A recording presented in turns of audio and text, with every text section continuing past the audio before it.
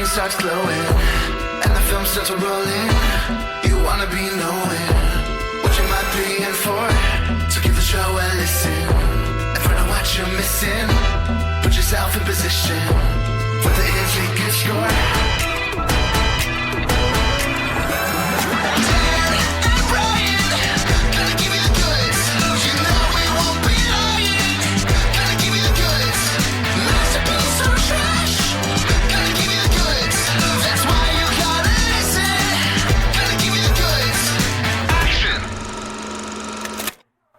Hey everyone, and welcome to The Goods, a film podcast.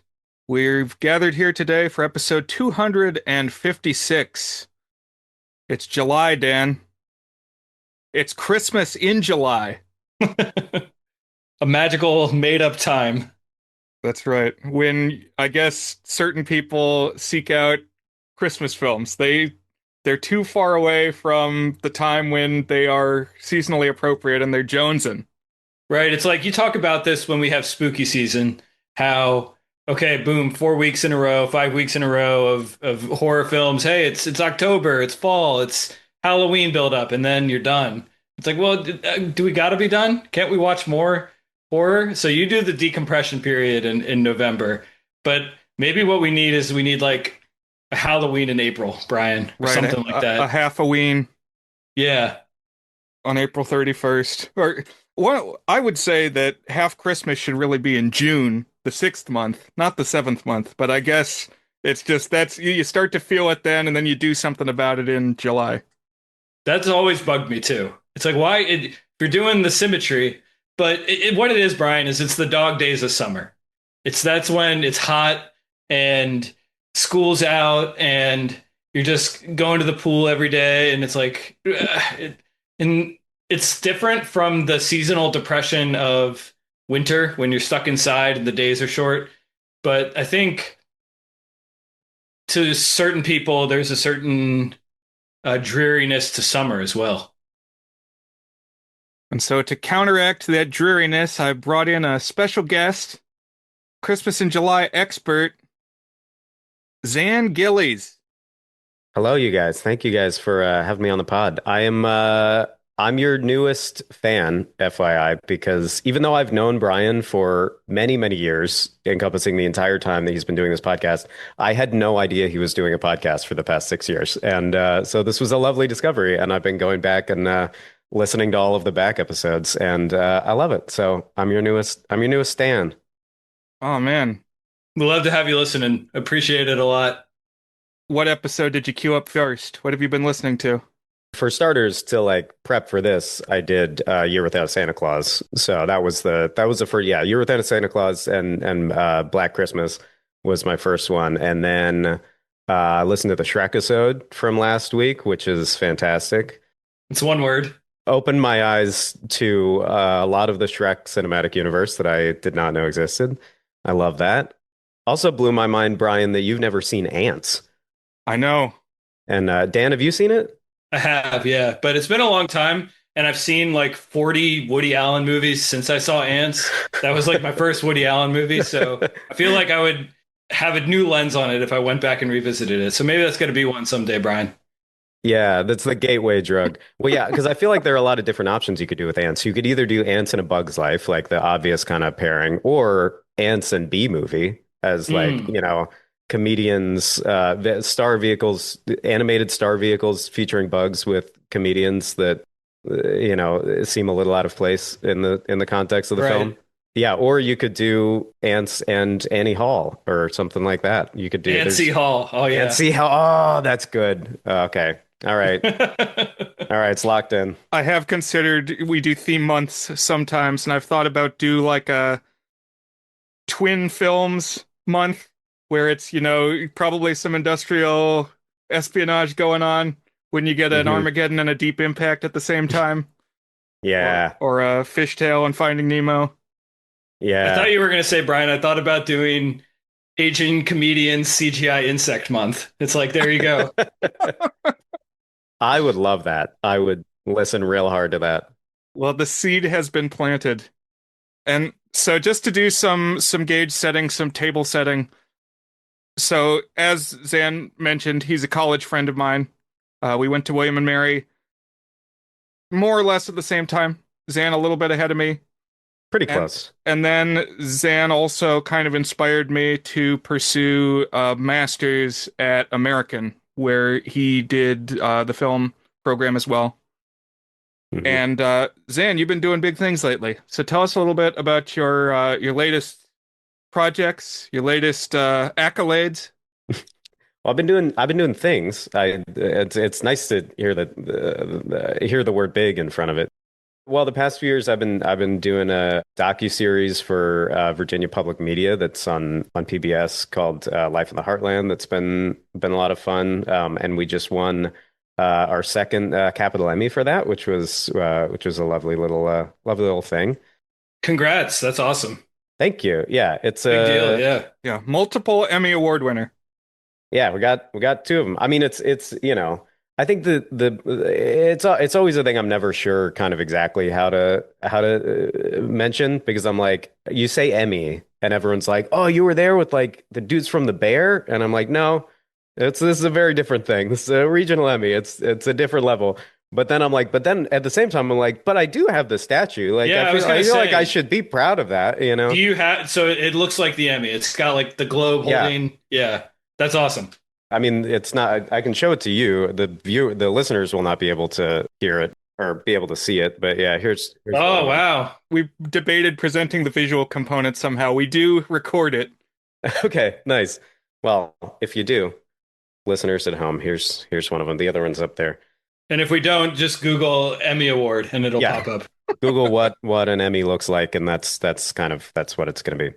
But yeah, that's I did that. I'm also starting a change.org petition to redesign the Emmys so that they can kiss each other because thing that I discovered when you have two Emmys, they're holding the big atom in front of them, and so they can't kiss, and I think that's discrimination of some sort. That seems problematic. Yeah. I think it's a problem, yeah, because all the other like Oscars can kiss each other, Grammys aren't human, but like I think like they could basically kiss, they're the big gramophones. What we need are the like compatibility between statues so that like Mm. an Oscar could kiss an Emmy.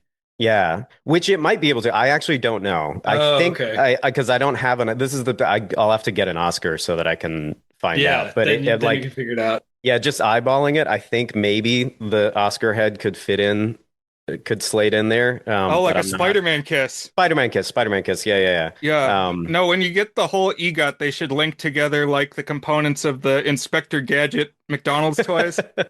Yeah, that's oh man, that would yeah, forms a little Optimus Prime Yeah, of an exactly. EGOT Like a Voltron of of Ultron. Yeah, awards. yeah, What's the Yu-Gi-Oh when you get all five of them? Exodia. Yeah, the yeah. Exodia of awards. Like it Right. forms a super award. Yeah. And then it like does something cool too. It like lights up and plays a song or something. I don't know. We can Yeah. workshop that. I think that'd be great. I'm liking the brain trust we got here, the writer's room. Yeah, we're doing a lot. The other thing I want to say to introduce Zan is that so something that William and Mary does is called the 24 speed filmmaking competition. And it's like the 48-hour film project that many cities and organizations do, except the difference is you only have 24 hours to make a short film. Hmm. Some people might say, oh, that's a lot more pressure. I think it's a lot less because there's basically no expectation that it'll be good. Hmm. But Zan just wipes the floor with everybody else. Zan and his team, they won for many years running and just always are able to put something compelling and enjoyable together and like polished over and above what one would expect in that span of time. And I think often they exceed that span of time, but that's okay Yeah, because it's in the which name of helps. Yeah. fantastic results. It got to the point that they gave Zan like a lifetime achievement award, and I think now you guys screen kind of outside competition. Yeah, I also have my Lifetime Achievement Award over here. But I do want to say Brian consistently kills it in 24 speed as well. Every year putting out incredible stuff. It's one of the big delights of my life doing that, and it's something that I'm going to do for the rest of my life until I die. Every single year, I'm going to keep doing this. Well, yeah, like Brian was saying, like it's yeah, especially the older you get, it's way easier to block off just 24 hours of your life to just be creative, turn off the other part of your brain that's like, but is it good enough? Like especially if you're working in film or like working on screenplays the rest of the year, like the overthinking is the main thing that stops you from finishing things and just taking that part out of your brain and being like, it doesn't have to be good. It doesn't have to make sense. I'm just doing a thing with my buddies and it's going to screen for all my other buddies and everyone's going to, enjoy it. That's great. It's a very like cathartic exercise and I think useful exercise for everyone, whether you're in kind of film adjacent or writing adjacent, kind of that sort of artistic profession or not. But Brian consistently puts out films which have won a number of years also. I don't want to Yes, say that's true. yeah. I got two of my own statues for Yeah. 24 Speed, 2015 and 2022. I think Lifetime Achievement Award for William and Mary 24 Speed is like the fifth piece of the Exodia for the EGOT, like assembling it all. That's like the head that comes down or something. Yeah. I feel like it should be a little part that like slots in, like a little Okay. like a little Like the like chip, like gallbladder an or Iron something? Man Ties it all centerpiece. together. Yeah, the gallbladder. Yeah, the gallbladder of the EGOT. Yeah. And that it's Um, not entirely necessary to function. Exactly. Yes, that's perfect. I also speaking of that, and how Brian's movies always take me off guard in some beautiful and amazing ways. I got to see a sneak preview of Brian's thesis film, The Lobsters at Beach Party Point, which is incredible, and I'm so excited for that to be out to the world. Yeah, we briefly discussed it on a few episodes ago, the tail end of an episode, and I'm with you that I thought it was sensational and tons of fun and creative and just pulling from all of Brian's many influences in Mhm. a palpable but like original sort of way. Yeah. And also just and beautifully made also like made very, slick and fun and, And lovingly too, yeah. and Yeah. lovingly. Yeah, a lot of heart to it. Well, thanks much, guys. That is the goal, is to bring those things to bear in a way that is a little more polished than some of the things that I do. Zan has been a big inspiration to me. And Well, thanks, so, man. yeah, absolutely. He has Likewise. made some appearances on Gauntlet when I was making Gauntlet, and that included like the very first dry run of getting the Lobsters project underway. So he was the OG Crabicus, And it was a delight. the very first Crabicus on screen.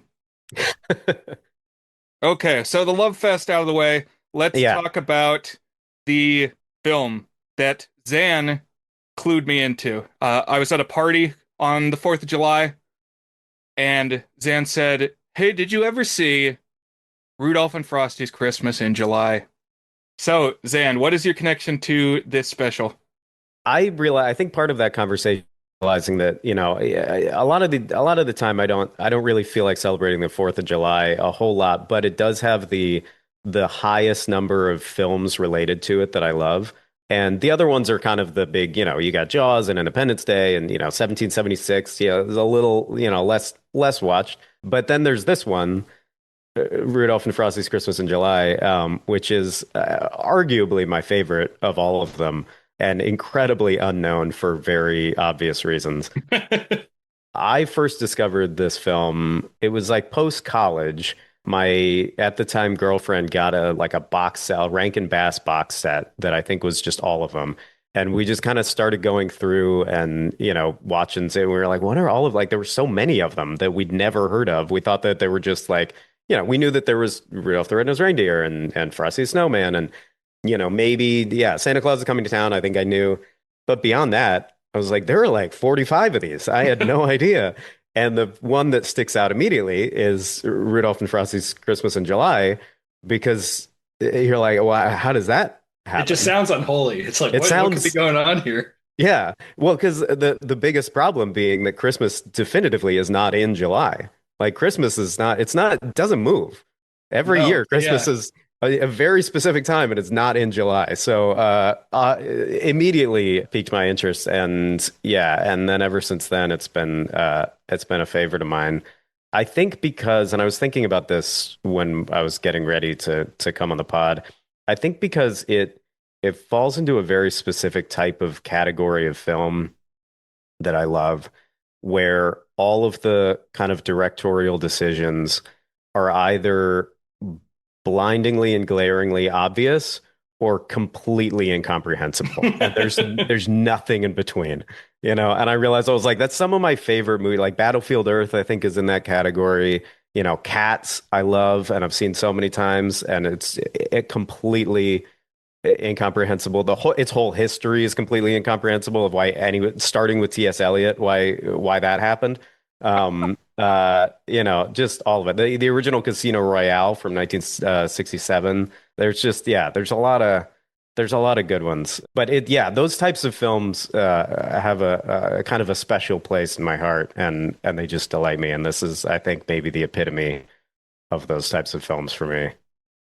I'd like to recommend George of the Jungle 2 as a candidate for the future. So, oh, I've never seen that one, and I should I want to check that out. Another great one, also, we could go on all day about this, but another one that I just thought of also is there was a Princess of Mars movie that came out the same year as the big Disney John Carter of Mars film that was like one of those knockoff kind of things.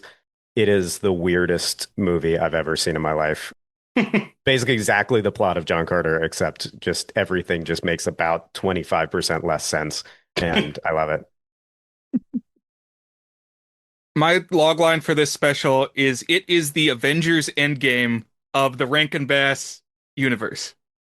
So people hype up MCU as the cinematic universe, like originating the idea that, okay, you got these standalone specials featuring individual characters, and then like every 5 movies you do some big crossover. No, it didn't start there. I would say it started with the Universal monsters.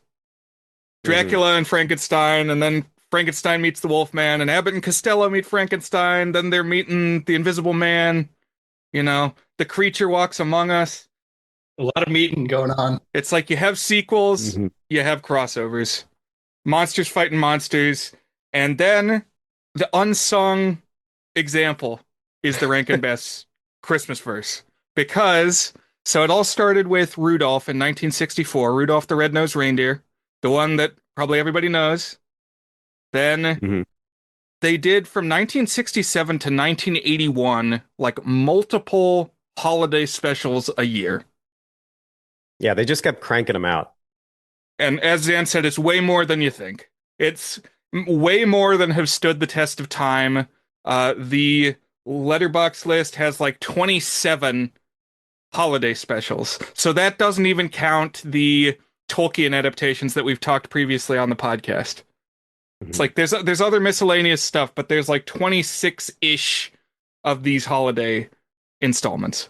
Yeah, and I will say I don't think I appreciated how much this was a kind of Avengers Endgame level crossover the first, 18 or 19 times I saw this movie, because I didn't grow up a Rankin Bass fan in general. I saw Frosty the Snowman, that was I think the only one that we watched every year.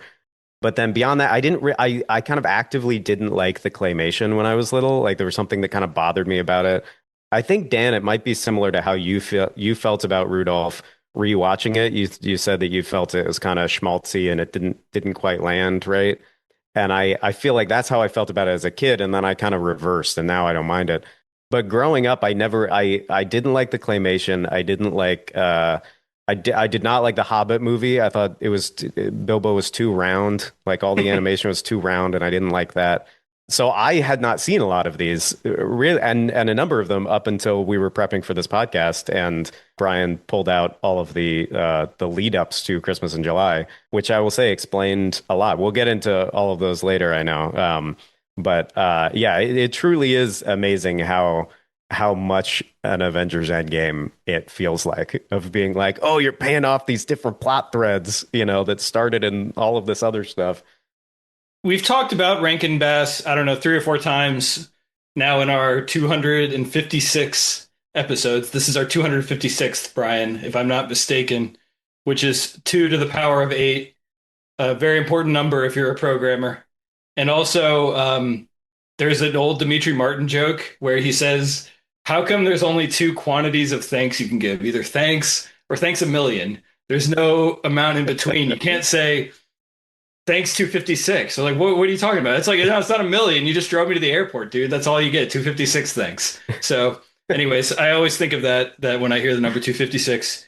But one of the pleasures of having a kid, I have 2 kids, is getting to revisit movies from my childhood that I show them and then seeing them from my adult eyes, sometimes for the first time in many, many years.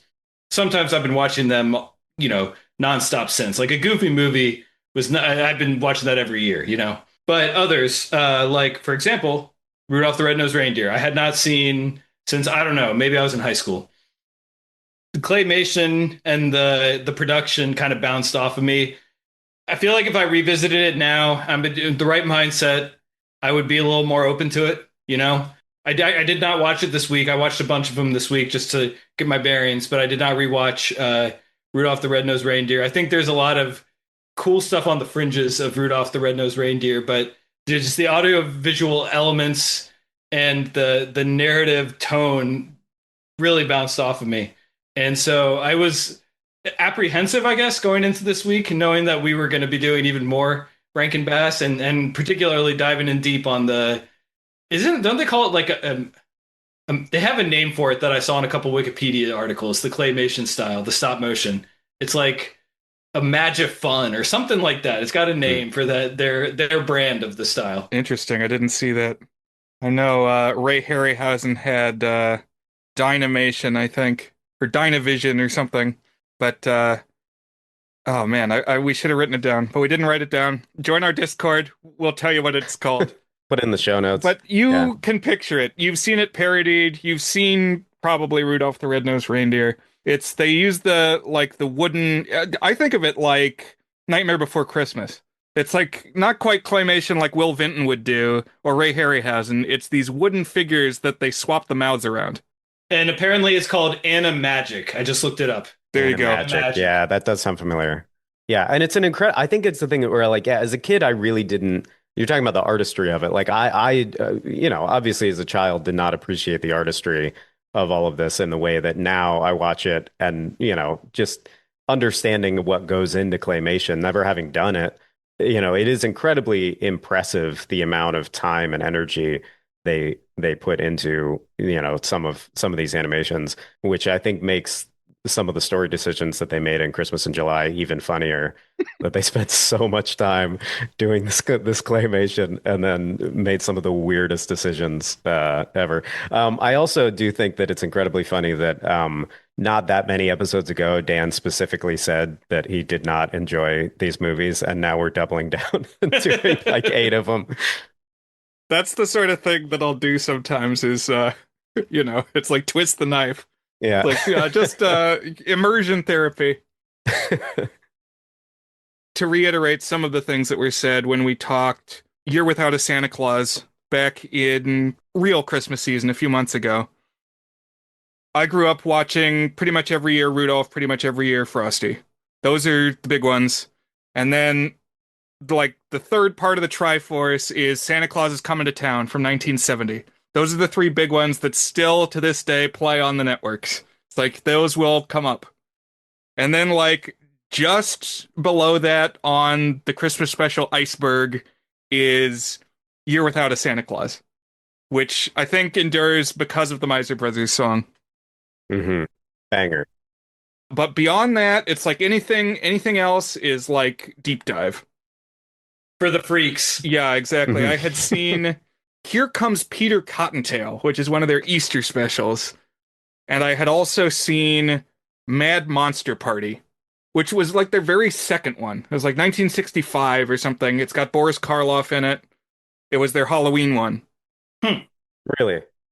And I had seen Rudolph plenty of times. I'd probably seen Santa Claus is Coming to Town about as many times as I had seen Rudolph. I had seen Frosty, but it wasn't like one of our main rotation ones. It was the other two that were our main rotation ones. And I genuinely don't remember. Did we have them on VHS? Were we just watching them on TV? I don't know. But like I know the beats of those ones pretty inside and out. And the crazy thing is that there are sequels to Rudolph and Frosty that are not Rankin Bass sequels. They were like made in the 90s and later by other studios. So Frosty Returns is a 1992 special that would show in like an hour block with the original Frosty each year. And that's what I remember. But Frosty Returns was made by Bill Melendez Studios, who did the Peanuts Whoa. specials. Yeah. Oh, So very strange to then learn this week that there was a whole Frosty trilogy from the OG Rankin Bass. yeah, the real story of what happened. So the Frosty sequel in the 90s, I never saw that one. Does it include like any of the plot points of like does he have a wife or like No. if any, or just kind of picks up where original Frosty left off? Exactly. It's like what's Halloween, what's the yes. Halloween 2018 Oh. where it follows Halloween, Right. Halloween 2, but No, just that one only follows Halloween 1. oh man, It's Halloween H2O that follows Halloween 1 and 2. got it. Mm, Thank mhm. you. Frosty Returns, which we have far too much to talk about to get into Frosty Returns, but it is a very environmentalist angle. It's like Mm. this billionaire invents a way to dissolve snow with aerosol spray. And he's like, there never needs to be snow again. And then they're grappling with the like ecological effects of that. I mean, that sounds great, actually. I want to watch that one. Global warming bad? Question mark. Oh, and the villain is played by Bill Murray's brother, Chad Michael Oh, Murray. Wait, Chad Michael Murray or Or is Brian that Doyle? Brian Brian Doyle. Murray. Doyle. Yeah. Chad Michael Murray is a teen heartthrob from when we were teenagers. Yeah, I was gonna say, I was like, if Chad Michael Murray is Bill Murray's brother, he's looking good. Yeah. He's sexy. That's wild. The context for part of the reason that it's so convoluted. I mean, first of all, someone decided to make it convoluted. That's like reason number one. But second is over time, the rights got all twisted around to like who could display what, but who could also make stuff in which universe. This is what I gather from skimming Wikipedia articles this past week. So I think the Frosty Returns and some of the other like 90s and later stuff is a byproduct of that. When Rankin Bass was no more, but various people had various rights for different things. Exactly. And it's not helped by the fact that the title card of Rudolph the Red-Nosed Reindeer says copyright 1164 in Roman numerals. So by the time it was released, it was 800 years in the public domain. Well, it's funny that you say that because I think it was only like kind of going back and looking at this that it really occurred to me that these were like new creation, like Rudolph and Frosty, especially Frosty, because that Frosty was just a creation of Rankin Bass, right? Like it didn't exist in any form before the special, right? That's a good question. I think the song existed, but it was new. They were new songs, especially Rudolph. Like the song came out in the 40s. Right. Yeah. And then there was a poem before that, I think. Yeah. And there is actually a cartoon in the 40s that it tells the story. And then I think later they reissued it and it featured the song. But this is like the quintessential Rudolph treatment, quintessential Frosty treatment. But yes, based on contemporary pop songs. Yeah, which I don't think it like landed for me. As a kid, I feel like it always kind of felt like they came out in 1100 AD. It was just like, oh, these go way back. Like these obviously part of the OG Santa myth, is Rudolph is there. And then being like, oh no, that's like, like 10 years before my parents were born, some dude was just like, what if there was a reindeer with a red nose? Wouldn't that be fucked up? And then now it's part of the culture. Hell yeah, brother. Yeah, I mean it's basically Elf on the Shelf, just a few years of legacy built into it. Yeah, which is crazy. Yeah, because I remember when Elf on the Shelf first came out, I remember being like, come on, you can't invent a new Christmas tradition. And then now I'm like, oh, right, all Christmas traditions are just invented. It's just someone who's like, I don't know, what if we do this? Just crazy. one thing I'd like for us to reflect upon, are there other songs that should be in the Christmas universe? Like where they should do a whole narrative hour long, or I guess 40-minute long telling of that song. All right, so let me blow your mind, Dan, and say that they've done that with basically every Christmas song. I Okay. mean, there's a got run over by the reindeer special. There's a Christmas shoes special. People are looking for songs to turn into specials. I was considering I Want a Hippopotamus for Christmas. Mm. Is there no special out of that? There should Feels be. like there should be. Man, you got to check. If it's not done, I mean, Zan, you got to buy the rights. Get it. Let's get the rights, Jump on guys. that. Yeah. And I'm sure there is something called Santa Baby, like a Yeah. There's definitely multiple movies. movies probably. Yeah. Okay, because you brought it up. So, after this wave of Rankin Bass specials, where it was like every year, 1967 to 1981, they were making multiple, there was a little gap. In 1985, they made one that was based on an L. Frank Baum book. And then jump ahead to 2001, and they've got one on the list. And it's like, well, what is that? Hmm. And it's called Santa Baby. And it's 2D animation. Like, not the puppets, not the claymation. And it is the black one. So I feel like I don't know, they were box checking. They're like, okay, we Oh, need it's like a diversity. exactly. They It's were like like, it's 30 years after the fact. It's like, well, we kind of need to round out our representation. yeah. Well, good for them for getting to it eventually. Yeah. You know? Yeah. Yeah, not a lot of diversity in these specials, except for okay. This is a thing that we gotta maybe this is a good first thing to bring up. Can we talk about the insane overrepresentation of gingers in these movies? Uh, I. I considered texting you guys before the podcast because so that you could look for it. The number of redheads in these movies is, I feel, way overrepresented from redheads in real Yeah. life. So what's interesting about these specials is all the animation is done in Japan. Hmm. Oh, So right. this is Yeah. like a Japanese lens on European Western culture. Right.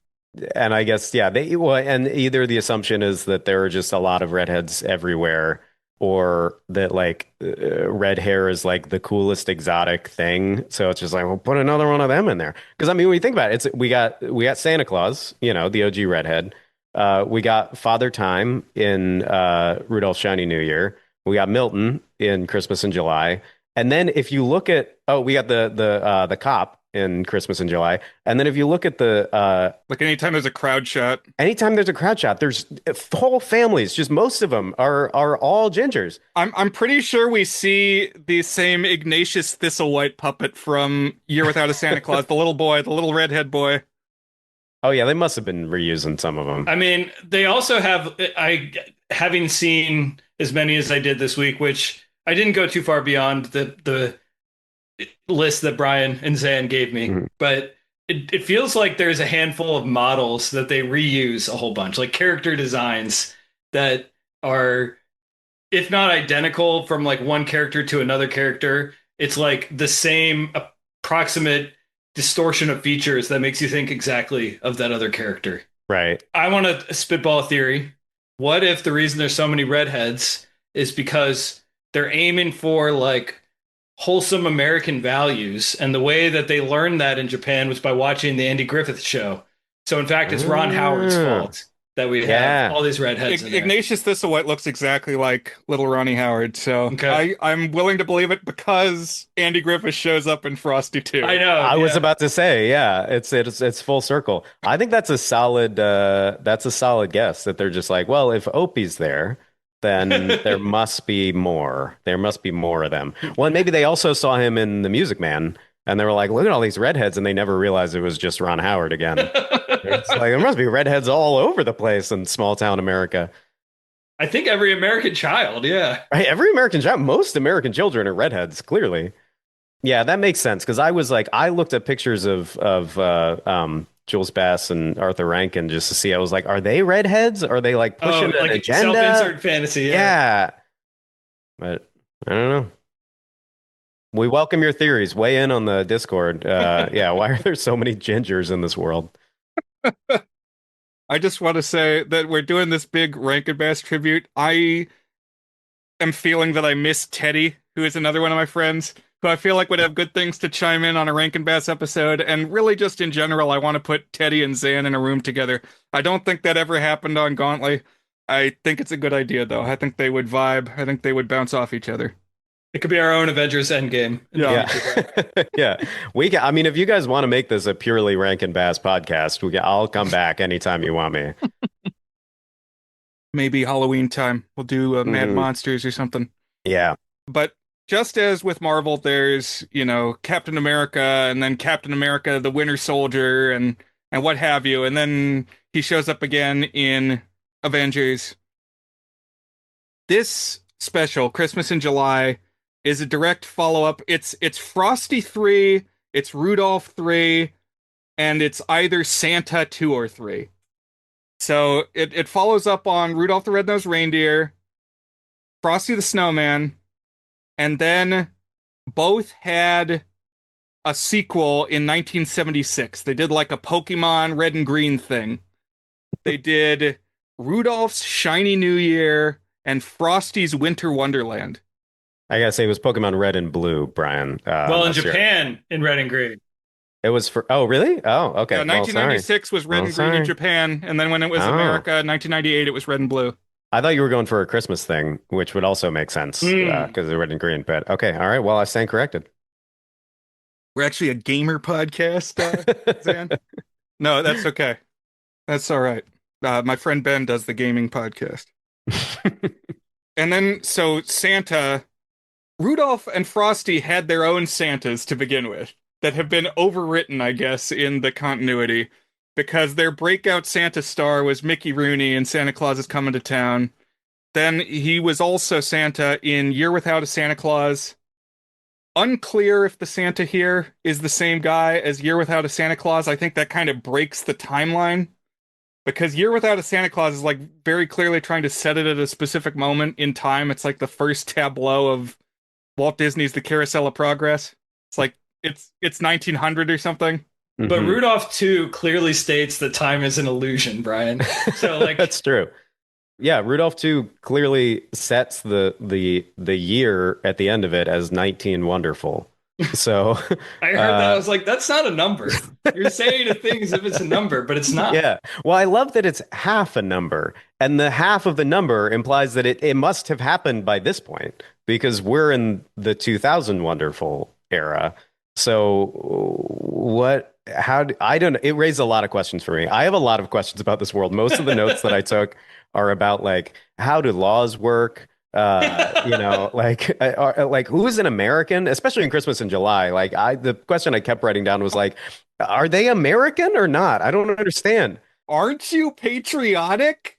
Yeah, they live at the North Pole. Like, why would they be patriotic for America? He was made in America, though, before. Yes, so before yeah, moving to the North Pole. Yeah, I guess so. Yeah, wait, where does Frosty take place? Where's the first Frosty take place? I would have to guess it's America. It's like the Norman Rockwell, right?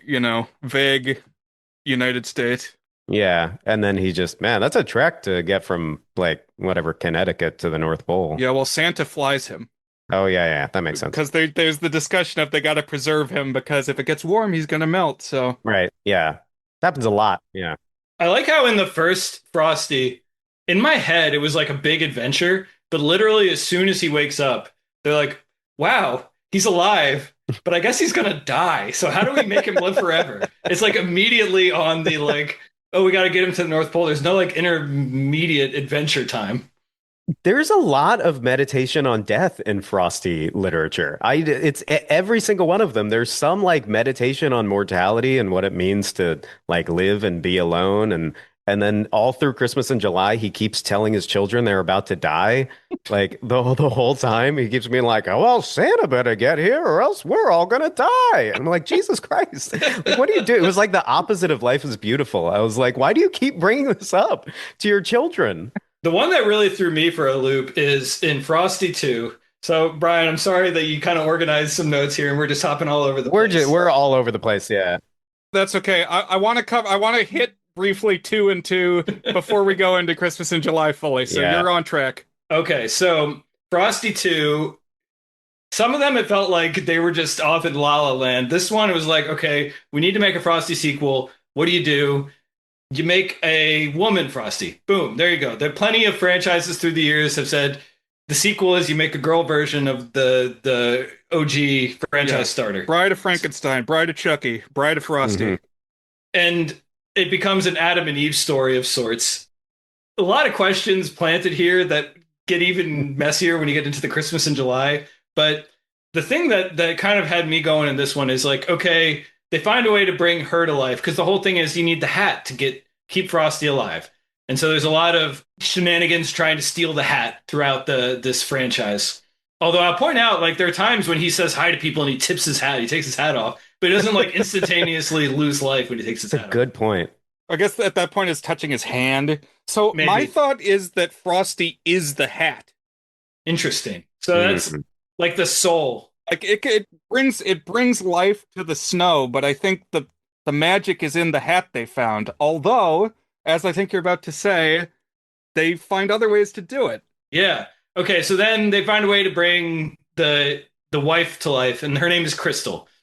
And I think the way they do the wife is the power of love. He loves her enough or something. He There's gives her like- flowers. Yeah, he like makes snow flowers, and he's like, "I love you so much. Here, have this," and gives it to her. And by the way, all throughout Christmas in July, they're talking about, man, it's so good that we found each other and we fell in love and got married. I was like, this dude made you, okay? Like, you've got a weird, messed up relationship going on right now. Yeah, he is kind of her father in a sense, which is strange. Yeah. But the one that really broke my brain is, okay, so now there's woman Frosty. Like, we got to get married, so we go get the preacher. Parson Brown. Okay, that's a reference to another Christmas song. Right, Winter Wonderland. So this is the whole thing is the song Winter Wonderland. And so he comes, he's like, well, I forget exactly what the exchange is, but it's along the lines of, I'm a person, I can't marry two snowmen. Like, this doesn't make any sense to me. But if there was a snowman preacher can marry them. Well, I only want to say, just to start, like, the fact that we are acknowledging God feels like we've broken the barrier, because that's another thing about this is it's about Christmas. And I know that there's the little drummer boy, but like, I didn't watch that one again. I watched that one once or twice when I was a kid. And like Rudolph very pointedly never mentions God. Exactly. Mhm. And Santa Claus is coming to town. It's the big one that it makes no mention of Jesus or God or like saints. Like that's the word saint is your name. Okay, And- so wait, just because you said it about Santa Claus is coming to town, I wanted to say that a scene in Santa Claus is coming to town that has always affected me is when Santa and Jessica, who becomes Mrs. Claus, they go into the forest to get married, and they form this like Christmas tree cathedral. And the narrator says, and because there was no church to marry them, they stood before the Lord. Whoa. Oh, interesting. I Okay, didn't so even there think is. about that. Okay. There's a Lord. Is it the Lord? I guess it is the Lord, they say. But back to Frosty 2. So they make a snow preacher, and the way that they bring him to life, they're just bringing snowmen to life left and right in this one, is they give him a Bible. And when he gets the power of God within him, and I'm like, my whole ontology, my whole understanding of the spiritual makeup of the Rankin Bass universe has just completely shattered. It does feel like there has to be some sort of, deity involved in all this stuff then. It feels like the deeper you get into them, it's like building a mythology. It's like Right. there's like elaborate, like 1,000 generations ago, Thor breathed into this stone and then it made this thing come to life. And it's like, oh my gosh. Yeah.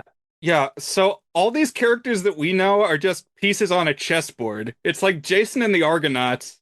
There's this whole cosmology going on behind the scenes, and the mortals are but pawns. There are two things here because yes, Dan, I'm glad you brought up the snow parson because half of my notes on Frosty 2 were about that. We were just you can see the point at which I'm still thinking about it throughout the rest of the special. Yeah, I wrote, is Frosty legally a person or not? Where does he land there?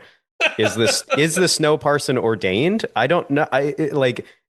Can he legally marry them, or can he only marry snow people, or like how does that marry? He's just pretending to be Parson Brown, which they say in the song.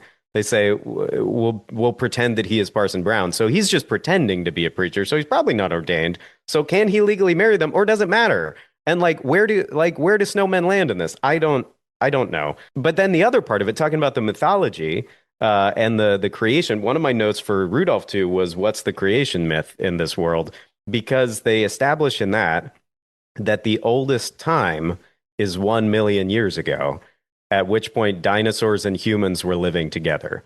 That's say about the oldest island that they go to. This is incomprehensible to anyone listening who has not seen these movies. But Rudolph 2 might be, I'm like, I need to think about it. It might be the single most insane film I've ever seen in my life. it's really strange. Like, you could not tell me, like, at one point, like, what's going to be happening 5 minutes from now? And you would say what it is. I'd be like, that doesn't make sense. Like, that doesn't fit with what's happened so far in the film. And then, sure enough, like 5 minutes later, it would just be something completely different. Yeah, not to mention the fact that if you asked any given person on the street, there's two movies. One of them is called Rudolph's Shiny New Year, and the other one is called Christmas in July. Which one of these movies is Benjamin Franklin in? You'd be way off. I feel like 100% of people would get that wrong. So you did a good job explaining Frosty 2, Dan. We got to briefly talk Rudolph 2, Yeah, which is Rudolph's Shiny New Year. Both of these came out in 1976, hence the bicentennial, hence the Benjamin Franklin starring role hmm in Shiny New Year. And this is insane. This Shiny New Year, I did not know anything about this going in. The storyline is that Hold on. Before you dive in, listeners, if you want to have your mind blown and like not believe what you're seeing, stop listening right now and go watch Rudolph 2 because you're not going to believe what's happening as it happens. it's a ride. It's incredible. But now that's your forewarning. Now go ahead, Brian. thank you. I'm glad that you've warned them. These all have a celebrity, like an old-timey celebrity host. Like they were probably not at the height of their fame when they did this in the 70s. We're in like, oh man, who was the comedian that we watched do A Christmas Carol? Rich Little. Rich Little's Christmas Carol, the impressionist who was doing like impressions from the 30s in the 70s. That's the kind of caliber of guest star that we've got narrating these. Of course, Jimmy Durante in Frosty the Snowman, I think, is the most famous. But Burl Ives in Rudolph, and Andy Griffith in Frosty 2. With a weird uncanny valley animation on his face too. He's far too wrinkly. Way too detailed and So wrinkly. Yeah. all the time this happens when they bring guest stars into cartoons. Like to this day, like if you see Pat Sajak on Rugrats, or some of the people who show up on The Simpsons these days, or Matt Damon on Arthur, it's like you made him look like a human in a world where everybody's an aardvark.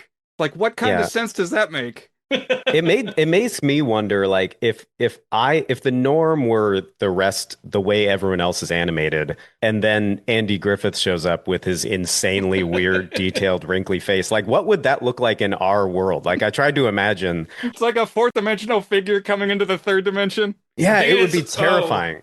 Like one of the Fooglies, or what are they called from Spy Kids? That's what it would look like.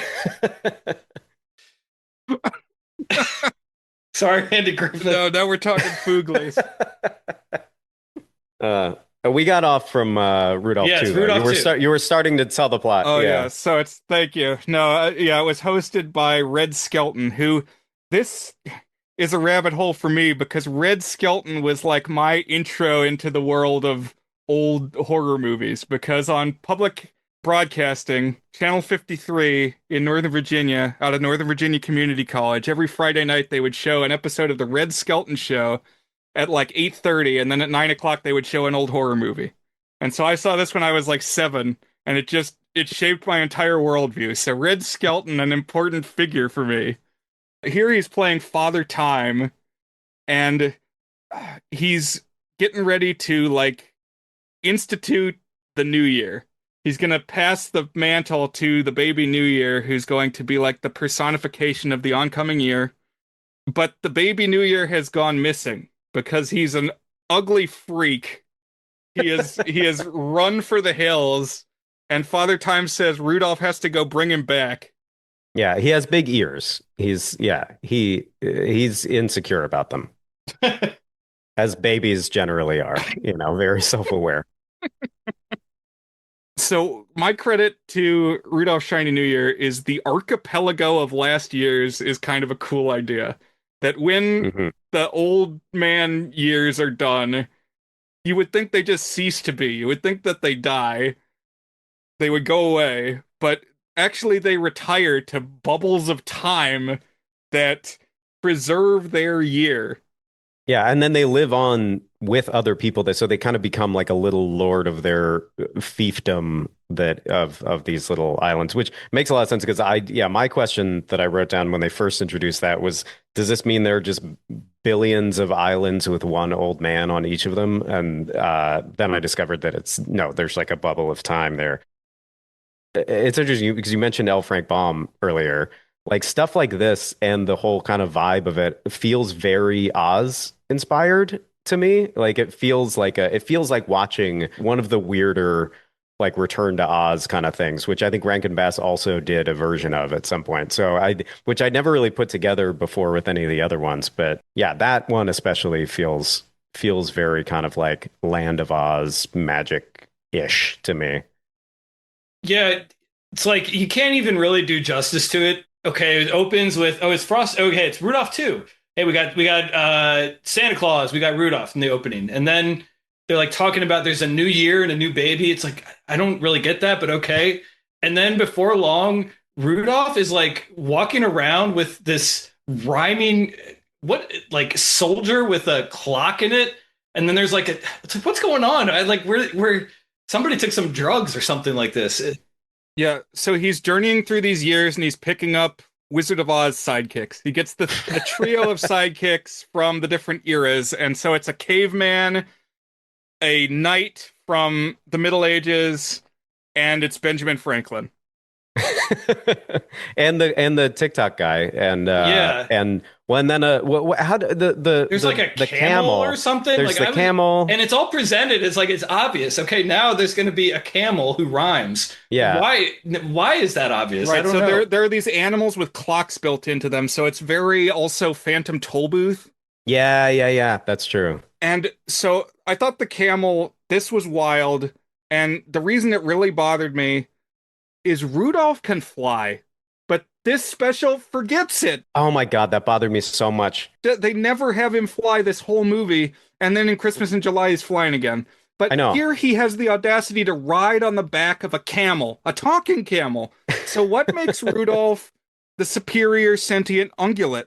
That was a huge question for me too. I was like, this entire thing could just, I think the only reason is just because they were like, if he can fly, the whole plot is way easier than it should be. Right. It's like Seinfeld. If he had a cell phone, then half of his problems in a sitcom are gone. You know. Right.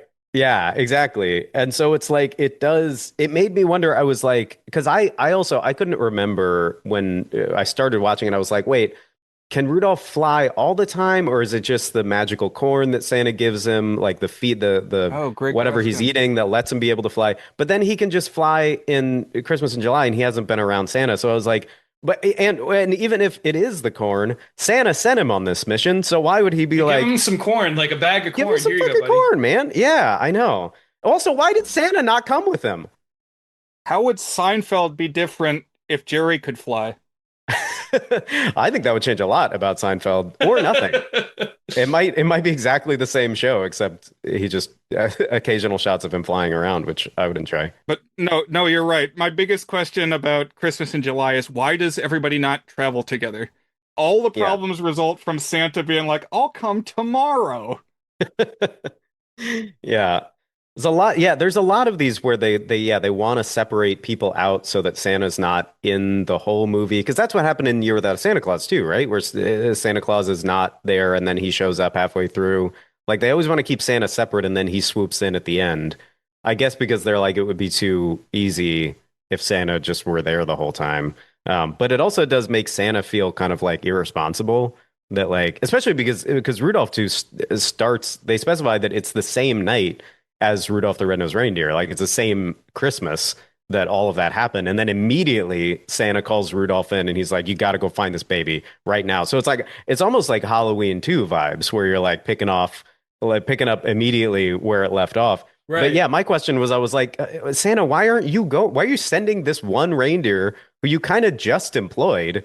like to go by himself with this clock man, I guess. Yeah. I don't know. Felt like Santa should have gone with him.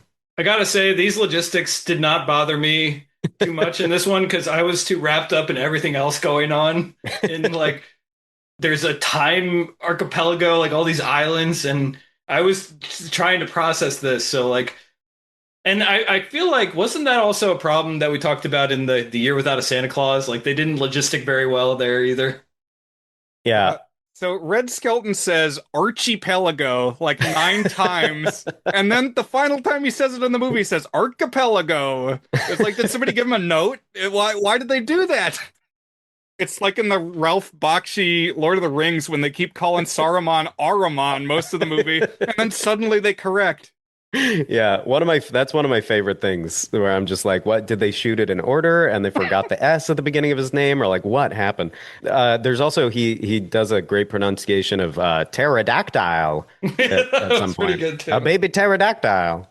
I did really enjoy all of the world building in this one. And I will say I think the setup in this movie is fucking great. You know, it's like spot on, just like, okay, immediately off the bat, you're like, Oh yeah. you got to go find this baby or else, He's got big ears. He's got and big ears. If he Yeah. doesn't do something, then time ceases to exist. Okay, Yeah. great. Of course, that's obvious. The thing you do the day after Christmas. Yeah, it makes total Normal sense. Boxing Day behavior. Yeah. I do that every Boxing Day. And then you've got the ticking clock of like, you got to find it within the next week or else, yeah, time's going to stop. And then you've also got Eon, the destroyer or whatever, this massive bird. Paul Frees is always going to be the villain, unless Love it. it's specifically like a guest star who's going to get redeemed, like Keenan Wynn as the Winter Warlock in Coming to Town. It's going to be Paul Frees. Doing A+ work all around. Oh my God. I can't wait. We got to get into Christmas in July at some point because I cannot wait to talk about Winterbolt, Please. the villain that Paul Frees plays in that. We're almost there. So, yes, Shiny New Year. They save time, I guess, with the help of these clock animals. There's a whale. Which is important. There's the 3 bears again. We thought we were free of them, and they're multiple incarnations from our 2 Shrek weeks. But no. So we're like, okay, the idea is we're hopping between eras. Okay, I'm with you. Caveman, Ben Franklin, Knight in Armor. Those are like things of eras. And then we got the 3 bears. Like, what era does that represent? It kind of lost me on that one too. Well, I think they did say that the island where the night comes from, the year 1023, is the year that all the fairy tales happened, which was even more confusing than if they hadn't explained it. Yeah, raise more questions. You said a thing that was supposed to be an answer, and instead there were more questions as a result of that answer. Yeah, and now I'm incredibly distracted by it. Yeah. I did love though that Mama Bear sounded like Carmela Soprano for some reason, like she like was from New Jersey. Like, which makes me wonder like why that accent existed in the year 1023. And I mean, it's a lot of questions, but I love it. And Maury Amsterdam is the caveman from the Dick Van Dyke Show. Oh, One of them is hosted by Scuttle, or Scuttle is a character. oh, really? Yeah, Jack Frost. Buddy Hackett is the host, the narrator of Jack Frost 1979, but we are not ready for Jack Frost yet. Oh, that's a Okay. whole other thing. Yeah. Oh, I actually, because I watched Jack Frost last night as well for the first time. I did recognize Buddy Hackett in that, but I forgot that he was. I forgot he was in Little Mermaid. I forgot he was Scuttle. I don't think I knew who he was when I first saw it. Also in The Music Man. So Yeah, it Yeah. lends credence to our theory that it all comes back to The Music Man. that's true. Yeah, they saw The Music Man. Also, yeah, another side note about Buddy Hackett, though. I love that all of these movies came out at a time when they were like, "Hey, can Buddy Hackett sing?" And then they're like, "No," and then they're like, "I'll just give him a song. I don't know, he'll be fine." It's just like, I love it. It never worked out, and yet they kept doing it. I think we're finally ready to basically start Christmas in July. Yeah, how far are we into the? We're yeah, an hour plus in now. Yeah. We're getting to the yeah. And we had that's a lot of ground though that you have to cover to fully appreciate this film. So There's a lot of lore here. yeah, The Blank Check movie podcast started by, I think they had like an 11 episode series just trying to make sense of Star Wars The Phantom Menace. I feel like we could do our own like 11 episode try to make sense of any one of these movies, all of them together, I don't know. Like particularly Rudolph too. I feel like wasn't it a thing for a while that you could do an episode on every 60-second block of a movie? I feel like that was a trend for a podcast for a while or something. But I feel like Yeah. you talked about that minute by minute thing. yeah. Oh, I think you absolutely could do that with Rudolph too, because it does feel like that one especially is like they're trying to cram in so many new things in between each commercial break, where they're like, you got to get Mhm. a new island, a new character, a new, like all of this stuff, and then just kind of drop a new lore throughout it. So yeah, I feel we could easily talk for an hour and a half on any 60-second clip from that movie. But that said, I think we have to draw our attention to the official selection. So Rudolph, the Rudolphs are an hour each. The Frosties are a half an hour each. With commercials. Correct. Rudolph and Frosty's Christmas in July from 1979 was true feature length. It was 90 minutes. It got a theatrical release in the summertime, I believe, Really? but it was a narrow release. Didn't make a lot of money, and then later they gave it a Christmas TV release, which of course is their bread and butter. That's what they know. That's what they should have stuck with. Yeah. When I will say that the feature length aspect of this one was one of the first things that stuck out to me the first time I watched it, because I think we put it on assuming it was maybe 20 minutes long, and then it was like 55 minutes into it. We're like, how long is this movie? And it still is one of my biggest, like to like kind of go back to the dichotomy of this movie of being like every decision is either makes complete sense or is completely incomprehensible. The question of why it is a feature length film is one of my biggest questions about this movie. Like, why this one of all of the ones that they've done? Why did they decide this one had to be 90 minutes? I guess it's their big crossover. Yeah, I mean, this is the end game. This is Okay, that is true. Yeah. because when this opens, so well, I guess there is like a little like a teaser, like a cold open, but effectively the opening is that narrator Santa, we've got Mickey Rooney Santa back, and he's explaining that behind the scenes of the whole Rankin Bass universe, there's been this cosmic struggle going on, and it's the reason for everything that we know. It's a beautiful retcon. Yeah, I love it. It's this battle between King Winterbolt and Lady Boreal, who are these two dueling Arctic elementals.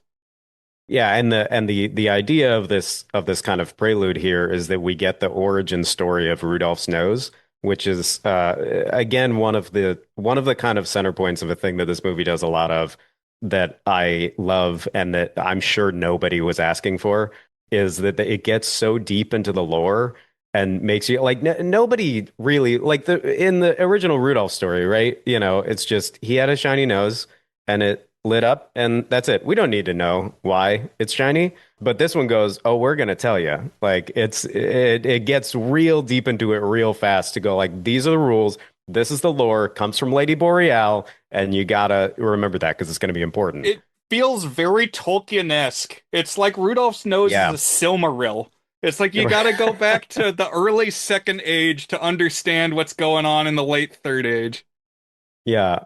I would go one step beyond like nobody really was asking for the information, like it was okay. I felt it made it more meaningful.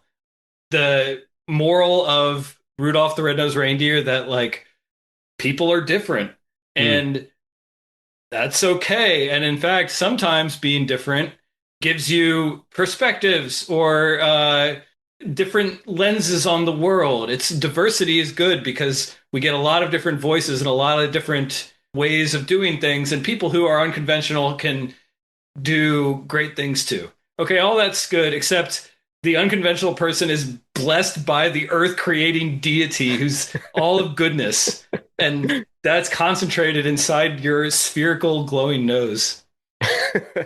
The moral aspect of it is an interesting part of it too, which I think we'll get into once we get into Rudolph's main plot in this movie with Scratcher.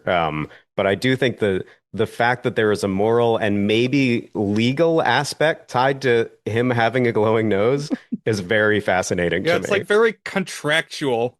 Yeah, Right. yeah, yeah. It's like he signed a pact with the devil, but the opposite. Right. And so with King Winterbolt and Lady Boreal, I wanted to know where the Miser brothers fit into all of this Mm, cosmology that's being built. It's like, well, who is Snow Miser and what are his responsibilities when we know there are these other figures pulling the strings? yeah. It's a good question. It actually had me thinking of like a Greek mythology where you have different layers. It's like, oh, there's titans, but then there's also these gods, but then there's demigods, and some of them birthed, but other ones, and some of them like fell in love with other ones, and they struggle over power, and it's not necessarily coherent, but it is all part of like the same cosmology is the word you used. Yeah, one of Yeah. the top letterboxd reviews of this is everyone in this is gay except Boreal and Winterbolt are bi because they had a fling. I could see that. Well, I think it's interesting that like Winterbolt is like a forgotten god, right? Like that's kind of like the which I think is an interesting zone for like a a character to inhabit. But like yeah, the fact that he's this guy who like used to rule over everything. So maybe the answer is that like Snow Miser and Heat Miser have like are they're younger maybe, Got like it. So they've been Winterbolt's like the birthed. Cthulhu or something. Yeah, that's what I was assuming, which I think is all the funnier thinking of him as an powerful elder god, given how he acts in this movie. I love every line delivery from Paul Frees in this one because like It's so good. when she's putting him to sleep and like banishing him to the Phantom Zone, he says, "Your power overwhelms me." That is what okay. I this was a thing that I wrote down. I love, especially in context of the other villains in these.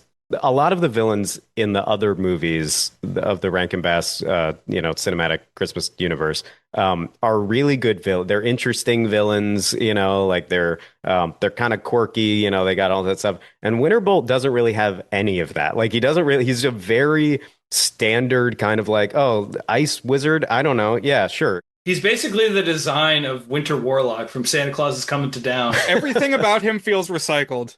Right. Yeah. And the only thing that is distinctive about him is the fact that all of his dialogue is just exposition.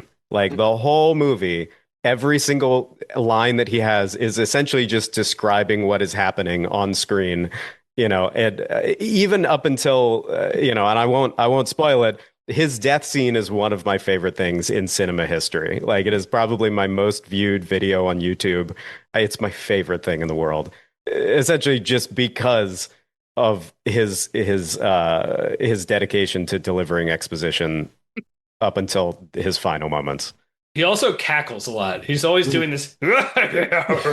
When I was watching this on Amazon with the subtitles, every time you would do that, the captions had in brackets "laughs sinisterly," and so it happened like 20 times over the course of the film, and I got really into it, especially when he rigs up the like Jack Skellington evil sleigh. He says, Oh, I love it. "Instead of reindeer, I will have rain snakes." And he's Like so proud of he's it. he's having such a good time. Yeah, he's having a blast, and like I think that's a perfect example because we can all see that they're rain snakes. Like that, it showed like we see the visual gag, we see all of it, and then he's like, in case you didn't understand, instead of reindeer, I have rain snakes, and you're like, great, okay, cool, thanks, man, thanks for letting us You know. know what? He's tailor-made for modern Netflix. It's Isn't true. that, yeah, they Yeah. say you gotta summarize what's going on in case people are looking at their phones. Yeah, he's really geared mostly toward the people who are in the adjacent room. Like he's their hero. Hey, Winterbolt, what's going on in there? Narrates plan. Okay, Yeah. good. Cool. Thanks. Thanks, Winterbolt. Also, just dragons, really without explanation. I guess there are dragons. Sure. Okay, Yeah. so yes, Winterbolt, his whole scheme throughout the ages, like they are responsible, these two players, Boreal and Winterbolt, for like bringing Rudolph to life. So Winterbolt is like trying to maintain his power, his grasp over the winter season and the Arctic realm. But Boreal, so at first she takes human form. So we're doing like a God come down to Earth as Jesus thing. And she puts Winterbolt to sleep. But like Ganon and Zelda, that can only last so long. It's an imprisoning war. And she can only be human for so long. So she has to have like an avatar on the Earth, and she puts her magic into Rudolph, and that's why he can glow his nose. So is And he it has a specifically in his nose, or is it all of Rudolph? I think all of him has the magic, yeah. Okay. Yeah, because he's got a special mark on his hoof too. Mm. That's the Lady Boreal symbol. So clearly there's something else going And that's on, I like the guess. covenant with God. That's like the circumcision is the sign there is the hoof. Well, and then also like when we're about to get to this, but when she puts the power in Rudolph, it's shot and framed exactly like the Annunciation when Mary learns that she's going to give birth to Jesus, except no, Rudolph's going to have a red nose. It is, yeah. When it's funny because the just talking about the Phantom Menace because this also feels very midi-chlorian kind of centric of being like revisiting a thing that didn't need explanation and being like we're gonna explain it in a kind of Jesus-y way, you know? Well said. Yes, and the idea that you manipulate the midi-chlorians to bring the Chosen One to life, like maybe Palpatine did to Anakin, Hmm. and yeah, it's very mysterious. Queen Mab did the same thing to Merlin in the TV movie 1998. R.I.P. Sam Neill. Oh, Sam Neill, yeah, my boy. I was surprised that neither of these people were responsible for bringing Frosty the Snowman to life or enchanting his hat. We never learned how the magic got in the hat. I wanted to find That's out true. what did Professor Hinkle the magician, how does he factor into this? He was the source of the hat in Frosty the Snowman. Yeah. Wait, so is it explained in Frosty the Snowman? So the hat comes from Professor Hinkle? I didn't go back and watch the first one. I didn't remember. It's like the magic is in the hat, but Professor Hinkle doesn't have any special skills. Okay. And he's like, wait So a minute, it's my hat has magic, but we don't know why or how. yeah. So, Something that I'll throw out just here, I don't know where the right place to say it is I don't even think we've explicitly said this, maybe we have, but okay, Rudolph and Santa Claus is coming to town are all the stop motion, but for reasons that are not clear to me, the Frosty ones are cell animation. So when you think of Hmm. animation, the hand drawn animation. And then we get to this one. Okay, so Frosty 1 and Frosty 2 are both that. But then we get to this one, and so we're crossing over Rudolph and Frosty, but they're different modes of animation. So their resolution to this is to make Frosty in the stop motion style. So Yeah, now he's got like a physical tactile representation. yeah, which almost does feel like he's like more this is like the real Frosty, you know? And like the 2D version is like, oh, that's like that was like a representation, but this is like 3D real Frosty. It's the same with Jack Frost too, because Jack Frost is introduced in Frosty 2, and then, spoiler alert, comes in at the end of Christmas in July. But yeah, it is interesting. I wonder what that decision process was like if they considered doing this as a 2D thing or what. But yeah, it is interesting because it definitely is the same. I mean, you're carrying over not only Frosty but also Crystal, his wife, and introducing Millie and Chili, their children. their snow spawn.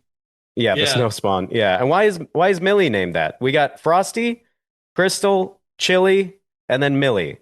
Mm. One of these, there's got to be something else that's snow adjacent. And Brian, I was having Dronky style questions with the snow children. What means by which were they created? Yeah. So just as Shiny New Year forgot that Rudolph could fly, this seemingly Christmas in July forgets that they found other means of bringing snow people to life. They're all in on it's got to be the hat, but these other snowmen don't have the hat. Oh God, I didn't even think about that. Yeah, well, does that mean that if they didn't like snow copulate and birth them in that way, like does that mean that they built them as children and they're gonna stay children forever? Like, are they gonna grow up? Are the children Oh gonna grow man, up? If that's you're a great built, because question. Frosty doesn't grow up, or does he? I don't know. I guess we don't Oh know. yeah, were they infants when they Yeah. were initially created? Jeez. Dan, have you seen Robots 2005? No, I have not. Okay, maybe we got to do some kind of super episode where there's my brother comes on, he'll school us on Robots 2005. Because just in that, they address the question of how do robots have children when they're machines? And it's like, well, how would a robot kid age? And it's like every year they get like upgraded parts and they grow a little bit and they have like, firmware patches. I love that they acknowledge it in that movie because that's one of my biggest questions about the Cars universe too, is I don't understand how cars have sex. I don't understand how they die. I don't understand it. It's like it's incredibly distracting to me for all of those movies. Cars 2 leans into it. I was actually thinking of Cars 2 during Rudolph 2 because it was like leaning into the batshit insanity of this premise and world that we've set up Hmm. and like just pushing it to its outer limits. My favorite moment in Cars 2 is like the half-second cutaway when he meets like a disabled street urchin who has headlight eyes instead of windshield eyes, and he recoils in horror. I'm so glad they put that in there. Yeah, I gotta admit I've never actually seen Cars 2. It's the only one of those that because it did not get great reviews, and then I got to a point where I was like I should probably watch it now, and then now it's like unless you're subscribed to Disney Plus and all that stuff. But yeah, so maybe it would make more sense. I remember watching Cars 3, and they kept talking about how Paul Newman's character was dead. And I just kept one. I was like, what does that mean? Like, does that mean like the corpse of his car is out there somewhere without an engine in it, or does it mean his car got replaced with someone else's engine, and then now there's someone else driving around in Paul Newman's corpse? Is this a ship of Oh, Theseus situation? Like, I don't.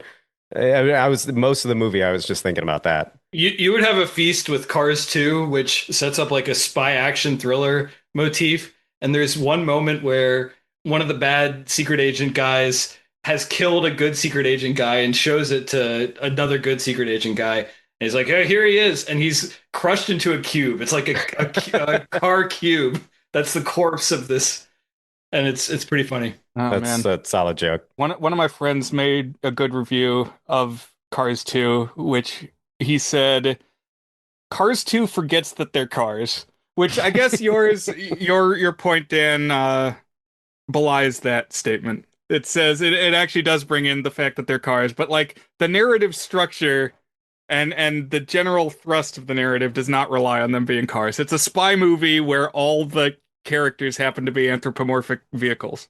Yeah, which I feel like is kind of the only way to approach it, which I think the first one did too. But I just also realized we've not even talked about the main plot of this movie yet. Well, let's do it. Let's do it. Yeah. Christmas in July. So, yeah, there's this cosmic struggle going on. It birthed Rudolph. They weren't responsible for Frosty. I don't know how Frosty came about, although Frosty's magic does come into it. It's very important. Yeah, this film is obsessed with the backstory and the lore and the mechanics of how these magical things work in a way. They're very obsessed with Frosty's hat. And we get little like recaps of the two original specials, except it's all new animation. Like they didn't do a clip show. Yeah. They recreated all these scenes in the like slightly updated visual style. Yeah, which it seems like they do in a lot of these. It seems like they're really stretching most of these things to be like, oh, well, if you don't remember, let's just replay the Rudolph song. I think Christmas in July does Rudolph twice, right? Doesn't it? Or no? It might. No. Oh no, I was thinking oh no, Rudolph 2 does it at the end, Hmm. and then Christmas in July does it at the beginning. But Got it. I Yeah. do think that the Rankin Bass, whoever was doing their animation, got better as the time went on. And Hmm. like the later ones, even if they weren't quite so fundamental narratively, like they're more technically ambitious in a way that I Mhm. appreciated. And Yeah. so I think, are you wearing a Monsters University hat, Zan? I am. Yeah. Okay, well, I like that. It proves that you have done the Pixar deep dive, with the exception of Cars 2. Yeah, I didn't do Cars 2, but apart from that, yeah. when we talked about Year Without a Santa Claus, I mentioned that the later ones seem to have more what I called visemes. So, like phonemes, these are different shapes the mouth makes in animation. And Ah, it's in the OG 1964 Rudolph the Red-Nosed Reindeer, the rate at which the mouth changes is very low. It's like there's very few frames to this animation. Very infrequently does the mouth change to match the audio. But as it got later on, they did more of that. They kind of sped up the frame rate, had more mouth shapes, and by the point of like Jack Frost 1979, it's kind of smooth. I like it. I admire it.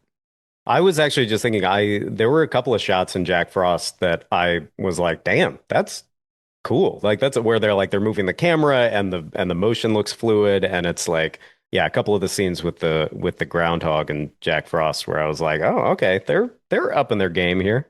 Yeah, and I can kind of see it in Christmas in July, like when the cowboy lady Ethel Merman. proprietress of the circus sings all her songs. It's too many songs, but anytime she sings, it's like okay, I see that the mouth changes a lot. Hmm. And there are moments where I was like, this feels as if it were actually directed.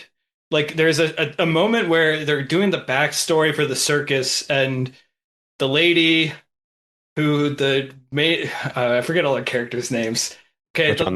the lady, the thin lady who's in the circus. Lainey, Anya Taylor-Joy, the one who looks like Anya Taylor-Joy. Yeah.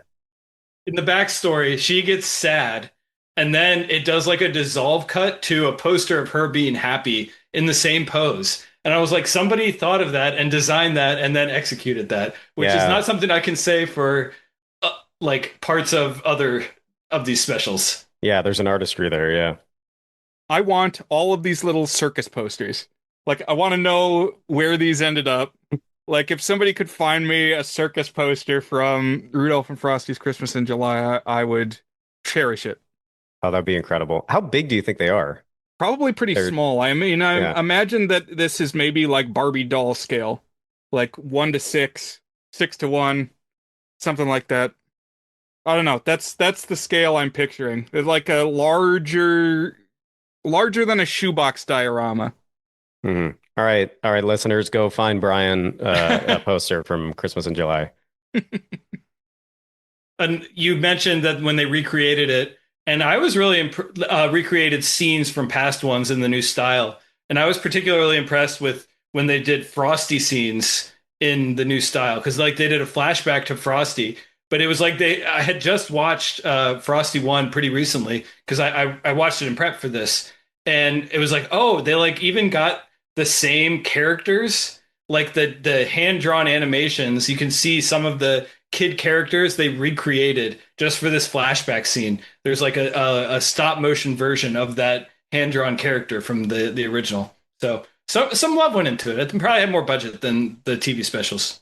Yeah, clearly they were going big with it. They were like pushing for a theatrical release. Yeah, I did notice that it was the kids were like the same style. I didn't realize they were like the actually the same kids. So, just to set everything in its narrative context, we've got this struggle going on behind the scenes. The goddess has given magical birth to Rudolph. And so, like, Winterbolt starts waking up, starts this multi-year scheme to, like, regain his power, but he keeps being foiled by the Rankin Bass mascots throughout the years.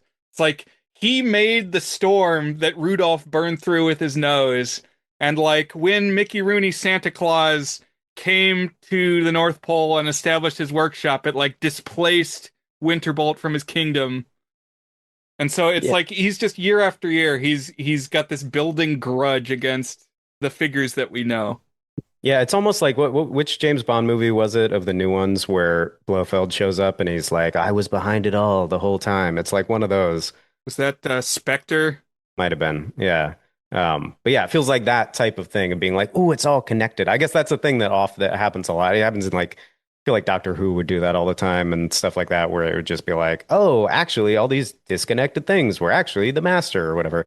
Yeah, so it feels like it's that of like pulling back the curtain on all of the stuff and being like, it was Winterbolt the whole time, which feels very appropriate for an Avengers team up kind of thing, being like, it's the biggest, baddest guy in the world. Uh, and then he's just the most milk toast, weird little ice wizard delivering exposition for the whole movie. But he hits on this plan that he's going to strike when the Christmas mascots are like at their weakest, when they least expect it, which is July. He's gonna make his move in July. Which makes sense. Yeah. Yeah. But then in order to get them, well, because it's still because in the North Pole, it's still obviously very cold. Yeah, because this is pre global warming or whatever, and Right, it's pretty global. Yeah, nowadays it would be fine. He wouldn't have to do as much work. But at the time, he's got to convince them to leave the North Pole so that Frosty and his family will be in danger. And so really it's a fascinating movie in the sense that most of the stakes in this movie hinge on Frosty wanting to see fireworks, which if you take that part out of it, the rest of the movie is pretty easy to solve. And it raised the question for me, why can't they just bring the fireworks to the North Pole? Yeah. Can't be done. Impossible. Yeah. How dare you suggest it too? Also, how does he know what fireworks are? Isn't it That's a thing in true. the previous one that like he doesn't understand concepts that he hasn't encountered? But he's like, every kid needs to see fireworks. I was like, how do you know what fireworks are and what the standards are? well, he's very patriotic, Dan. He's Yeah. a red-blooded snow American. They do seem born, both he and Crystal and the children seem born with a lot of innate knowledge. Like the moment that Crystal is born in Frosty 2, she knows who Frosty is. She knows that she's his wife. She know like there's a lot of stuff where I was like, how does oh, I don't understand. So maybe they're born from the spirit of America, maybe. I don't know. Could And be. they're Oh, yeah. one thing that I appreciated in this that was going to be one of my complaints is in the Frosty 1 and 2, when the kids make Frosty before he comes to life, they make him like a full humanoid design, including legs and like well sculpted arms. Just an insane thing to do.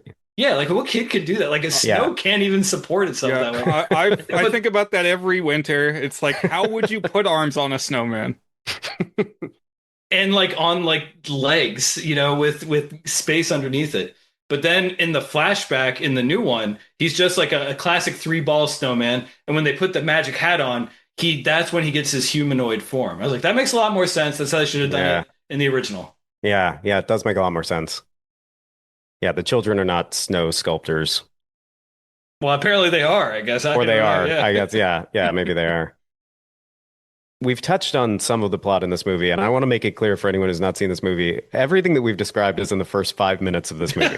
We have not gotten to 85 minutes of the content. And it is one of the things I love about this movie is how convoluted the plot is. It's incredibly convoluted for no reason. So there's Like, so many twists. And when I was doing my little write-up, I went to the Wikipedia article. The Wikipedia article is like half of it. It leaves out many important details. that's impressive to be so complicated that whoever's writing the Wikipedia article just goes, fuck it. I don't have time. Because, okay, this guy who Rudolph apparently knows, who knows where they met, but Milton, the flying ice cream man, arrives at the North Pole in his hot air balloon. My And favorite holiday icon. Yeah. he's guest star Red Buttons, who I don't know that I've seen anything with Red Buttons, but I gather Yeah. that he has red hair. Yeah, but we've got the two big reds in these movies was something else. I know we got Skelton and Buttons, which is like and a lot of redheads. Big Red, yeah. We've got Big Red. And so this is a propaganda from Big Red. When I started watching this, I was like, surely this comes from another special. But as far as I can tell, it doesn't. They're just like, yeah, here's the ice cream man who floats in a hot air balloon. You remember him, right? I was like, no, I don't. And so he stores his ice cream at the North Pole and then takes it south when he needs it, I guess. Makes sense. Yeah. Yeah. And he doesn't have magic. He doesn't have magic in his hot air balloon, right? So he's going to the North Pole and back a lot. These have got to be some expensive ice cream bars. Yeah. Buy a freezer, my man. But so Milton brings with him the whole rest of the plot. He's explaining that his girlfriend works at the circus, but they're in dire financial straits, and they're at risk of being bought up by a rival shady showman named Sam Spangles, who Sam Spangles is my hero. It's like He's so good. as soon as I saw this guy, it's like I love this guy. Let's just spend the rest of the movie with Sam Spangles. Yeah. Richard Kind was my pick to play Sam Spangles in the live action remake of this. All right, so Zan, introduce this idea because I heard you name dropped Anya Taylor-Joy to play Lainey Lorraine, the tightrope walker who is dating Milton the Ice Cream Man. And Yeah. I think Milton and Lainey Lorraine would just be an off the wall deep cut couples costume for Halloween. I want to do this. My brain is cooking on this. I was really solid because it would be instantly recognizable to anyone who's seen this movie and completely incomprehensible to anyone else. And I love that. I think that's the perfect thing. One other thing about Milton, which I think is fascinating, is that, yeah, they do introduce him in this way that assumes that you know something about him. But the only other bit of introduction that they give to him is that he's a million laughs. And they keep saying, oh, he's a million laughs. Like, you got to meet this guy. He's a million laughs. And then he immediately shows up and starts like trauma dumping about I know. I thought all that of was this funny, stuff. actually. It's That not a was good. funny man in any fashion. He never makes a joke. He doesn't seem like that much fun. He's just like this kind of whiny dude.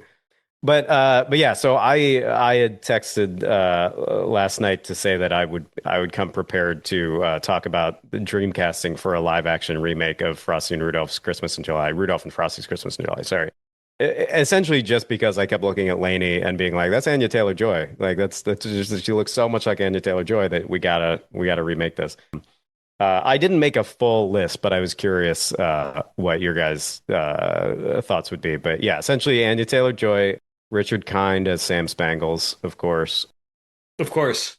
Yeah, I want to get Pattinson in there somewhere. Robert Pattinson, I feel like would have fun in a number of these roles, but like unhinged Robert Pattinson, like let him do whatever he wants, because like he's a weirdo. Oh man, now I'm imagining where would you slot him in? I feel like that he'd have to be somebody non-human. So it's like, is he Rudolph or is he Scratcher or something? Oh, I'd love to okay, see him as okay. Scratcher.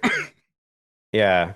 Oh, should we get into Scratcher? Yeah, now? let's Should we talk give about context this. for So- Scratcher? We talked about Scratcher. So Milton says, and he's like mind controlled briefly. He gets these like sparkly MK Ultra thoughts implanted in his head by Winterbolt Right. that you guys should come south with me for the 4th of July at the circus by the seashore where my girlfriend works.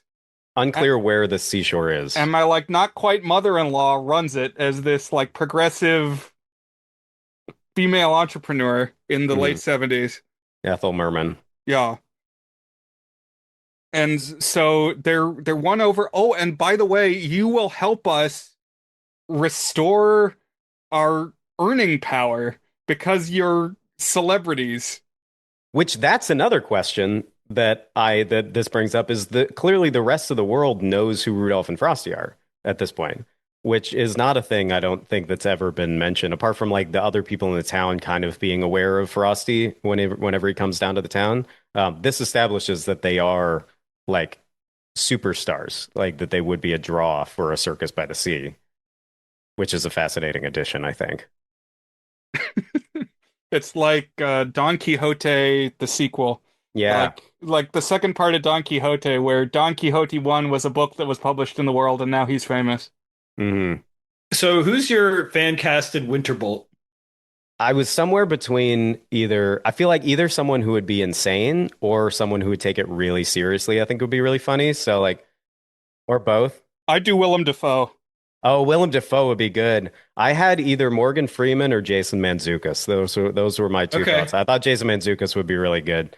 And then yeah, Dafoe would be really good. Someone who would be insane and also take it seriously, you could have Nick Cage too. Oh, Nick Cage. I did have Nick Cage in mind at some point. Nick Cage has got to be in this movie somewhere. He would have a lot of fun. Yeah. Willem Dafoe would be really good. I'd say that about 90% of movie roles, though. Yeah, Like, that's true. You could slate him in Willem anywhere. Dafoe would have made this better. Yeah. So they're gonna go south. They're gonna go south with Milton. They're gonna be part of this circus, including Frosty and his family, with the explanation that they want to see fireworks. And so in this like 10-second explanation, Frosty's like, yeah, they should see fireworks. And then immediately, as soon as they get down there, he's like, I don't know about this. It's like, wasn't this your idea? But he's like, we're about to die. We're gonna die. And then that's all he says for the next like hour of the movie. Every single one of his lines. Yeah, one of the lines I wrote down, my favorite thing that he said was, "It's going to be a real wet act," which is a fascinating sentence to say. What does that turn of phrase mean? It's a really weird way to say that you're all going to die. Yeah, so for a moment there's a hang up while they're still at the North Pole of like, is this a good idea? Should we leave our home base and go to this place where we're more vulnerable? And Winterbolt appears to them and says that he's friendly. Yeah, does not look friendly. Says you can trust me. He doesn't look any different. He's still the big scary ice wizard. And this is when we learn that he's like 20 feet tall. The previous scenes we've just seen him interacting with Lady Boreal, who I guess is also a giant, but he's like 5 times as tall as the rest of them. And they're like, oh, this guy looks like we can trust him. Yeah, looks absolutely terrifying. I think he's probably laughing sinisterly as well while he's doing this. And they're just like, yeah, this guy seems legit. And so one of the Gauntlet in-jokes that I have with the very few people who have followed a lot of Gauntlet is when our friend Paul Kay came on as a bard character in the Middle Ages episode, he encounters a giant. And so my direction was, okay, act like you've just met a giant. Act like there's a giant in front of you. And he says, my God, man, you're so large. and that's what I was thinking when Winterbolt appears before the people. Yeah. And yet nobody mentions it. But it does make sense if he is like an elder god kind of thing, that it's like, oh, okay, people were bigger back then, I guess, maybe. I don't know. So he's like, don't worry, Frosty. You're not going to die immediately because I've enchanted you to last until the final firework fades on the 4th. And he gives him this big 4F badge, like he's in 4-H. Whatever you say, Mr. Evil Snow Giant. Yeah. I love also that he specifically inscribed those medallions with the FFFF on it to say final firework fades on the 4th. It's like an F swastika or something. It's like It's kind of a swastika. Yeah. Yeah. A lot of red flags with him. Yeah. Yeah, and these are the times when I think it makes sense for Winterbolt to be giving exposition because he is actually explaining a thing to other people. So I think it works in these scenes. It's usually all of the rest of the scenes where he's sitting by himself and just explaining his plot to nobody. Yeah, monologuing for us. Yeah, which is very useful, but yeah, I don't know why he's doing it. And Santa's like, don't worry, Frosty. You don't have to stress because I'm going to come pick you up and be your Uber on 4th of July night, and I'll get you home before your family dies. This is the point where I'm just like, okay, just fuck me up, Rankin and Bass. Like, what is going on here? Like, all sense of logistics and coherency are just gone. Now Santa's involved with, like, being a taxi. Yeah. And why is he not going with them to begin with? I think They should just all go together. Yeah, it's July. He's not busy. Santa would just raise the profile of the circus, which I think Red Button. Oh man, says. you're right. Yeah. Oh, it would have. Sam Spangles would be out of the fucking park. Like, no chance Santa's there. Also, can we talk a little bit about? Oh God, there's so much to talk about in this movie. I think can we talk about Mickey Rooney's performance a little bit as Santa? Okay. Because he has a really unhinged way of speaking that I love. Like it sounds kind of jolly. Like he's doing the Santa noises of being like, whoa, oh, oh. But then he kind of like, he often does this thing where he sounds like he's kind of like trying to catch his breath while he's laughing. and he kind of gets it's like he'll do a thing where he's kind of like, oh no, it's like he kind of like gets overwhelmed occasionally, like he's like got his own little kind of private something in his head, and it's fascinating to me. It's like it seems a little A unhinged. little Santagasm there. Yeah. Your power overwhelms me. And into this whole soup is introduced an evil Rudolph. Yeah. One of my favorite things in this movie. The like part of the Winterbolt plan is he says, I need an anti-Rudolph. I need Rudolph's evil twin. And so he goes to Christmas prison and he finds this camp evil reindeer he talks like Paul Land. I guess Oh my God, that's what I said. Oh, I wrote that down. I literally was like somewhere between James Cagney and Paul Lynde is exactly what I thought. and so this celebrity, I guess his name, I think it's Alan Seuss. It's it's a guy who his shtick was basically Paul Lynde's shtick. It was this 1960s celebrity who it's like be gay but don't say that you are. Yeah, the 60s closeted gay man with a little bit of occasionally hinting at it but being like, "Ooh, that's taboo," which seems like also was this a villain trope in the 60s because that's also kind of Paul Frees' voice in Rudolph 2 is a little Mhm. has a little bit of that tinge to it. Yeah, I can see that. It's definitely a trope from movies of this era that there would be some queer coding for the villain. Right. And this, I guess, just makes that a little bit more explicit. But Yeah. I love this puppet when we finally meet. It's an insane ask to say, can you get a Rudolph evil twin for me? And we're gonna go beyond the wastes of the broken Christmas trees, like to where Santa keeps his enemies, I guess. I wanted And, more of the movie here. I like this idea. Dark Christmas. Yeah. It does feel very Avengers-y in the sense of being like, we're gonna now, have one scene out in this other place. Yeah, it's like the Red Skull planet where they go to get the Soul Stone. And Yeah. so you can see his ribs. I just kept marveling at that. Like the modeling on the sickly, shady reindeer is he looks like he's starving to death. And just they put so much care into making him look ill. Yeah, he looks like a stray dog. Like imagine a sick Yeah. stray dog and then put horns on it. And that's what He's yeah. got the floppy ears. Yeah, he has a very And like dog whiskers too. yeah, right.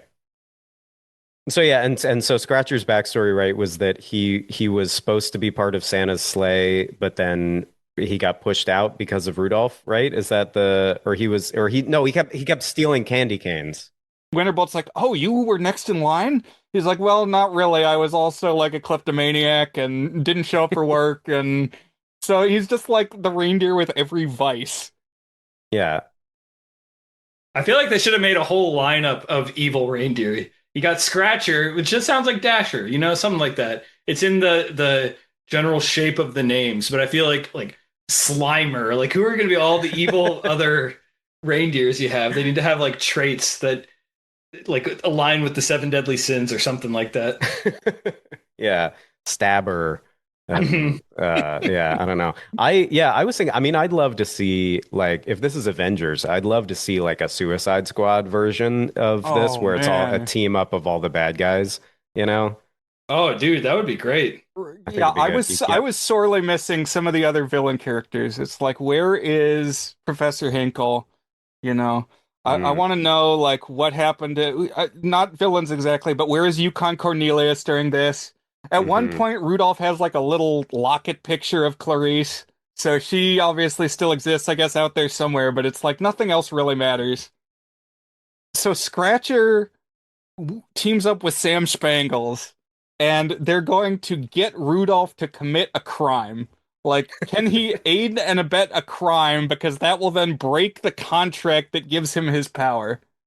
This was the point the first time I watched this movie that that it really kicked it up to another level for me of being like, when you start this movie, there's no part of you that assumes that in like 45 minutes, the main plot of this movie is going to hinge on framing Rudolph for grand larceny.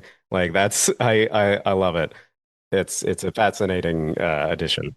something that was really strange to me was they make a big deal that this is a 4th of July circus. And so, okay, they're like, if we don't have a good show on the 4th, then Sam Spangles is going to take possession of the show on the 6th. Like, not the 5th, not the next day. So I think maybe like this year, 2026, maybe 4th of July was on a Saturday night, and then they're also going to like do a Sunday show, and Hmm. then Sam Spangles gets it on Monday. But the Sunday show won't matter Yeah, this is too whether or not complicated. they. This is a weird because okay, so what Scratcher tells Rudolph to do is like shine your light so that I can go into the back room and steal the payroll. But he doesn't tell him that he's stealing it. He's like, I'm gonna go give it to this guy who's gonna take it to the bank. And the guy is Sam Spangles. Wearing a policeman's helmet. But Rudolph doesn't know Sam Spangles. He's wearing a policeman's helmet. Yes. Okay, so here's where I'll say something that really, really tripped me up in this film, which is that we're told very clearly you lose the power if you do something evil. Okay, so that to me implies you are intentionally doing something evil, you know? It's like you're doing the act with, to me, evil it implies intent and malice. Yeah. But if you're like tricking Rudolph into doing something that he actually know that he's doing, Mhm. can he be said to be doing evil?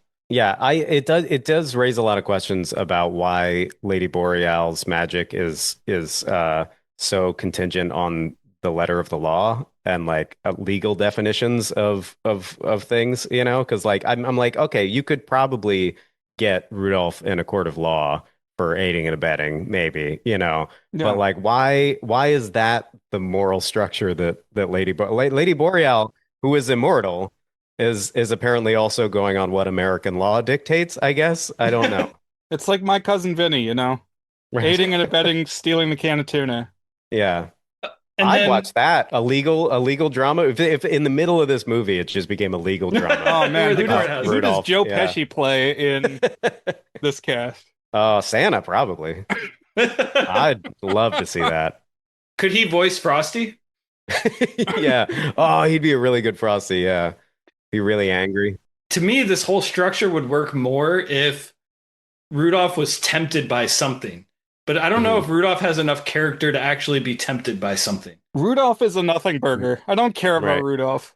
Ironically, the thing that like throughout his life story that would have tempted him would have been his normalcy, you know? But that's like the Mm. thing that he gets when he sins is oh, you don't have that annoying glowing nose that made you an outcast your whole life. Right, Like, they could have done like a Mm, Shrek 2 true. thing where it's like you could be a handsome reindeer. You could be not a weirdo. And is that something you want? Right. True. Yeah.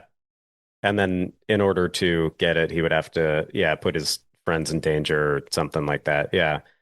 Yeah, it's a good point. Yeah, he kind of just gets tricked into it, and then his only like his main ethical question, I guess, is after he loses his power, like whether he should, confess to it and then get his power back because Lady Boreal is listening to what he says, I guess. I don't know. He would get his power back, but it would mean that Frosty would die. This is Somehow. where I was this is where I was trying to write it up in my document based on my understanding. I was like, I'm gonna double check that I got this right. I'm gonna go to the Wikipedia article, and the Wikipedia article didn't even try to explain what was going on at this part. But there's a lot of like soul deals. There's like a lot of Yeah. Faustian pacts happening because Mhm. Frosty and his family are gonna die when the fireworks are over on 4th of July night. Mhm. And Santa has been waylaid by a tornado because he came separate for some reason. And Right. he's caught in a storm, so he's not going to make it on time. Yeah, which was created by Winterbolt. Winterbolt has created a tornado. So there's a bunch of scenes of Santa and Mrs. Claus stuck in this tornado saying things like, "I think this is the end," which is which is fascinating. So 20-foot tall Winterbolt shows up again to Rudolph and Frosty. He's like, hey, you know what, Frosty? You don't have to die. I can keep you alive and your children. You just can't tell anybody that Rudolph didn't actually commit this crime. so Okay. that Yeah, he right. continues to not have his powers. It's like this is what okay. I think that's what happened. So yeah, it's so confusing because it does imply then that it's public opinion of Rudolph is what determines whether or not he has his powers because then it makes it clear that it's like there is a truth in the world that we know that Rudolph didn't commit this act of theft, but that if other people know, then that would change whether or not Lady Boreal's magic works. Which okay, And I would have liked if it had considered the notion of what was evil more. It feels like right. that was a missing piece. It's like, oh, he didn't mean to do evil, but he did. But by acting in a way that created badness, Hmm. it accidentally broke the spell, which I would go like watch the previous Rudolphs and be like, is there any time he accidentally did something evil that Right. would have broken the spell? But now because of this, like I don't know, I felt like if they're making this so central, it needed to be a little more philosophical for me. Yeah, they could have gone full Civil War with this and be like, yeah, Oh my what are God, the, Rudolph versus yeah. Frosty. Yeah, they've got a philosophical disagreement about I don't know how to use Christmas magic for good or something. I don't know. oh man. Now I'm imagining like the Batman versus Superman of they're like flying Yeah. through skyscrapers and stuff. I love it. I actually did have the Oh, thought. Frosty's like throwing his hat on different things, and they're coming to life and serving him. Oh yeah. Oh, that would be great. I actually, okay, when I was thinking about live action remake, controversial pick for director, but I was like, I'd love to see what Zack Snyder would do with it. Okay, Not, I'm not the biggest Zack Snyder fan, but I think he would have a blast you need making. some big spectacle. Someone, Yeah, yeah. yeah, yeah. So speaking of big spectacle, I admired any time that the hot air balloon was flying because then you would get high angle shots of Mm. these scenes, and it's like the camera is moving and the scenes are playing out on the ground, and it's like they had to build like a lot of real estate to do this. It's like this is kind of cool. That's true. I didn't think about that, but yeah, that's true. That must be vastly more difficult than close-ups. And like they do it at the North Pole and they do it at the circus. And it's like, oh, they like built out some surroundings for this and had a lot of Mm. like supporting cast. And you got like at the circus the strong man and all these figures who like never even talk, but it's like you got to build them, you got to animate them doing their thing. Mm. Yeah, some very 60s era massively offensive Native American caricatures in the background. Yeah, it's like I guess 70s now. Yeah. it definitely has a Western show element, like it's Buffalo Hmm. Bill Cody or something. Wild Yeah. Bill Hickok. Right. Yeah, because she's like Ethel Merman's like a cowboy. Yeah. Oh yeah, she's got prop guns, which she's constantly shooting for no clear reason. That will come into play very importantly in the end of the film. hmm So, okay, the first night, the 4th of July night was a really successful show, but then Rudolph aided in this theft that took all the money. And then it's like, well, maybe we can make our money back on our show on the 5th. And it's like, how do you figure? For multiple reasons, because Rudolph now has no powers, and Mm. it's not the 4th of July anymore. It's like you're not going to have the fireworks. It's like, who is coming to this secondary show? Yeah, and there we do get that one little glimpse of the second show where Rudolph is just standing on stage and everyone's like, They're "Boo!" like pelting things at him. Yeah, which is fascinating. that You would boo a reindeer. Like, And he's like, do you want to see a reindeer fly? They're like, boo, no, that's stupid. yeah, they're like, "Fuck you, Rudolph." Yeah. Yeah, I did start to think about like what would I have had to go through in my life to go to a circus and yell at a reindeer? And it would What, have what I would don't be the know. circumstances that would lead one to It would this? make me do that. I mean, On maybe July 5th. yeah, and July 5th. Yeah, I'd be like, I gotta go yell at a reindeer for not being cool enough. I don't know. It did just occur to me also, maybe Rudolph's real crime that got his magic taken away was being stupid because The worst crime of all. it really is like I mean Scratcher is not presenting a great subterfuge here. Like it's fairly obvious, and then he walks up to a mysterious man in a dark alley and goes, "Give all of their money to this man." And Rudolph's like, "Okay." I'm like, I mean, I know I guess he's a child, but he's he's pretty stupid. Okay, let's talk about that. Just because in original Rudolph, we see him go through the Bambi process. He goes through his Yeah. life stages and he's like a married adult at the end of the movie. And then in Rudolph 2 and 3, he's back in his young reindeer mode. But Oh, I forgot about we're that. told They're that like those happened interpol's. after the first Rudolph. So it's like, how is he young Link again? Right. Yeah. Maybe. Yeah, that's a good point. I forgot about that.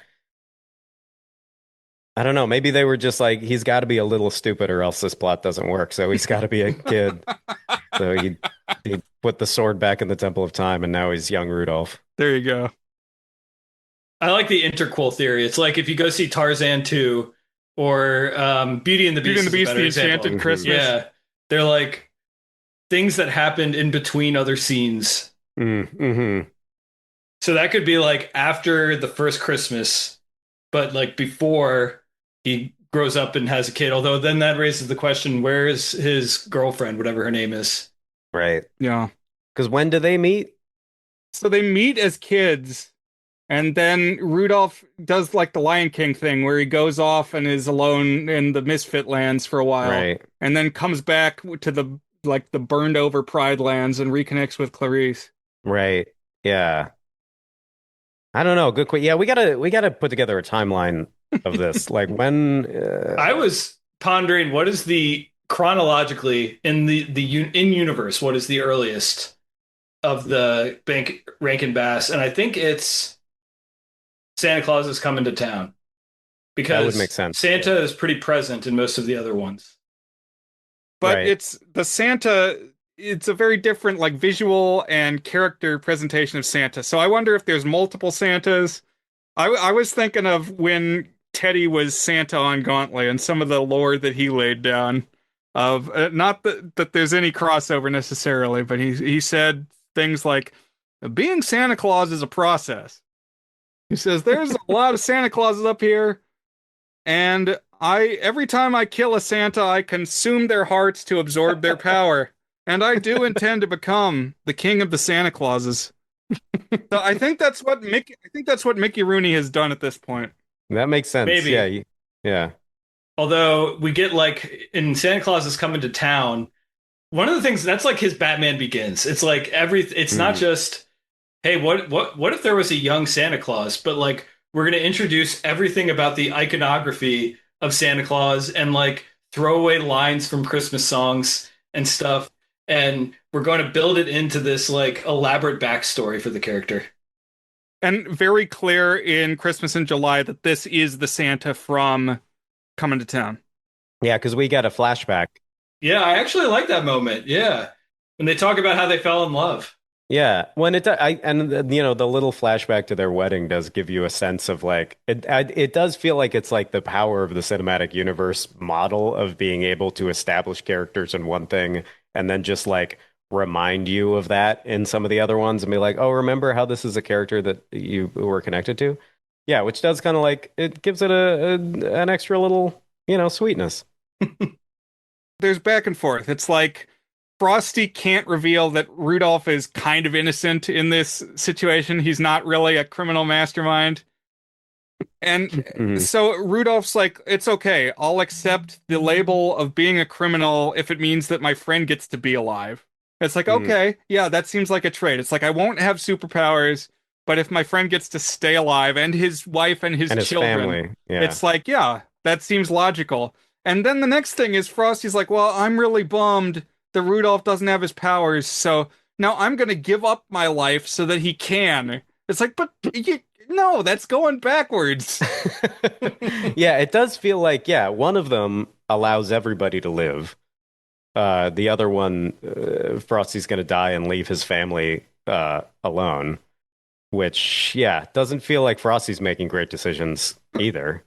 And they're all making deals with this giant fucking ice wizard who it seems like a terrible idea. All of it seems like a terrible idea. I believed that Rudolph would fall for Scratcher's schemes when, Mhm. like, 18 hours previously, he'd been like, yeah, sure, you giant warlock. Right. Say that it's good and safe for me to do this. I'm Yeah. in. Yeah, it's not out of character, I guess. It's well established that Rudolph makes terrible decisions. But yeah, now Frosty is dead. I guess he's had his hat revoked. Yeah, and he's kind of just a corpse, the corpse of the snowman standing there. That his family has to contemplate. Yeah. Yeah, there is something horrifying about it. About that moment when they walk out and Crystal's like, "Frosty, where are you?" And then they just see his hatless, just snow corpse standing there, and I was like, "Oh my God." Okay, I distinctly remember that from when I was a kid watching the first Frosty. Like it full on murders Frosty in that. He locks him in a greenhouse and he melts into a puddle. And I was like, this is kind of traumatic. That was the thing that really messed me up as a kid too, because I think also as a kid, I don't think I understood what a Dark Night of the Soul was, and so like I remember at a certain point, I want to meet a kid who understands what a dark night of the soul is. but I mean in the sense of actually my nieces were very up on that. We taught them what a Dark Night of the Soul was when they were like 4, and they would be like, "That's the midpoint, that's the all is lost moment." But yeah, but I think that like because of that, I distinctly remember at a certain point in my life watching the Frosty movie and not remembering that there was an end to it, and just remembering that it just ended with him melting in the greenhouse, and then that was the end of the movie. That's funny. That was in my head too. It's like Yeah. it ends on this tragedy. Yeah, I think because kids can't process, like for a kid, like you see that happen and you're like, oh, he's dead. He's not coming back from that, and so you just assume. And the weird thing is it has more gravity if that's how it happened. It's like it Yeah. rips away. It's like, oh wait, yeah, that actually doesn't matter. It doesn't matter Right. that Frosty died because it has no consequences at all. Right. It just keeps coming back, which it does seem like they keep kind of doing that in every Frosty movie. Like it's all like, oh, what he sees gonna melt, and then oh, he melted. It had me thinking a little bit of Toy Story. Like Toy Story Mm. kind of uses the premise of its characters to kind of be like, I know this isn't really life, but let's use this to think about life and death. Right. And it kind of does that here too, except it very haphazardly, but still. Yeah. I mean, there is the moment when Frosty's watching the fireworks go off, and we know that there are 100 fireworks, and they're going off very slowly. And when the 100th firework goes off, they're gonna melt. And there's this shot of Frosty looking up, and the fireworks like playing on his face, and him being like 75, 76, and it is like like weirdly yeah, it all feels like an interesting meditation on death in some way. Yeah. The years stop coming and they don't stop And they coming. don't stop coming, yeah, as they would say in Shrek. There's a shot when Winterbolt is flying his Jack Skellington sleigh with the rain snakes, and they fly over the camera. And so it's the shot from below the sleigh, and you can just see every single wire hanging up every single snake. It's like, why did they pick this weird angle that shows every single string? I did think it would be fun if it did the full Jack Skellington thing though, where it's like he kind of adopts the form of Santa, but could he have actually been like an evil Santa, like to ruin the power of Santa? Oh man, and he talks about that that's what he wants to do. He's like, I'll give them twice as many toys and they'll love me twice as much. Right. Yeah. I thought there was something interesting there where like it's almost like capitalism, like the obsession with more makes you that will be good, that will make everything better if you figure out how to optimize the number of toys that you get. Yeah. And then it turns out to suck the joy out of it, you know? Maybe we can explore that theme in our live action remake. Maybe we'll kind of explore Winterbolt as a pro-capitalist figure. Boots Riley needs to direct. Oh yeah. Okay. All right. We got it. That's it. We're doing it. Get Lakeith Stanfield in there somewhere too. Then I don't know who he would play. Milton maybe. Yeah, who would play Milton? He's got kind of like this old-fashioned look of like I feel like they don't make dudes like this anymore. Yeah. Kind of like the long face and I don't know. Yeah. I don't know. I feel like I don't know if it should be someone boring or someone really strange who could like Yeah. actually make Milton like kind of interesting. I kind of want to cast just like somebody from like I Think You Should Leave, like one of the like the random or maybe just Tim Robinson. I don't know. Like Actually, everyone's Tim Robinson. That's yeah. the- I'd love that. I'd love to see that. A lot of opportunities in this to just say, are you sure? Are you sure? You sure Are you about sure that? about that's why? Are you sure about that? That's why. Rudolph goes and confronts Winterbolt, and he doesn't have his powers back at this point, but he like steals the hat back from Winterbolt. And Mhm. like the goodness of the act of confronting an ice wizard overrides his previous crime. And so Yeah. then he's got his like winter beacon back again. And so now he's dual wielding the hat and the nose, and he's got like all the Rankin Bass Infinity Stones. Yeah, it's kind of like Captain America with Thor's hammer, you know? Which I will say that moment where he jumps up and the hat comes on his head and his nose lights up, I was like, fuck yeah. It's Like we needed yeah, an orchestral, like, yeah. yeah. It did feel like one of those moments where in the theater I would have been like, hell yeah. Like I would have stood up. It was great. Loved it. Like chicken jockey in Minecraft, yeah. Yeah, a lot like that. Yeah, well, because I think there is, I mean, this will say to speak in Rudolph's defense, he makes a lot of stupid choices throughout this entire film, but he's got a spine, baby. He shows up in the end, powerless, stands up against the 20-foot tall ice wizard and takes him down. Well Or kind of said. So this like repels Winterbolt for a bit, and he has to like slink away. But then everybody comes together at the circus, and it's like there's this ultimate final showdown. Oh wait, we didn't talk about why Winterbolt wanted the hat, which is one of my other favorite things about this, is that I'd never considered the military implications of Frosty's hat before this moment, and I think that clearly it's one of the big lore expansions in this is the idea that Winterbolt wants Frosty's hat to make an army of snow people that he could then use to take over the world, maybe. If you have a whole army at your disposal of snowmen and hats, just think of the possibilities. They're Could do a limitless. lot. Yeah. That's about the explanation that we get. Is it's like 10 seconds of that. It's like, well, wait a minute. How are you going to copy the hat? And what would you do with 100 Frosties? It's like, because would they just all be Frosty? Because he says, well, and it's perfect because then the original Frosty would be dead and there would be no witnesses to my crime.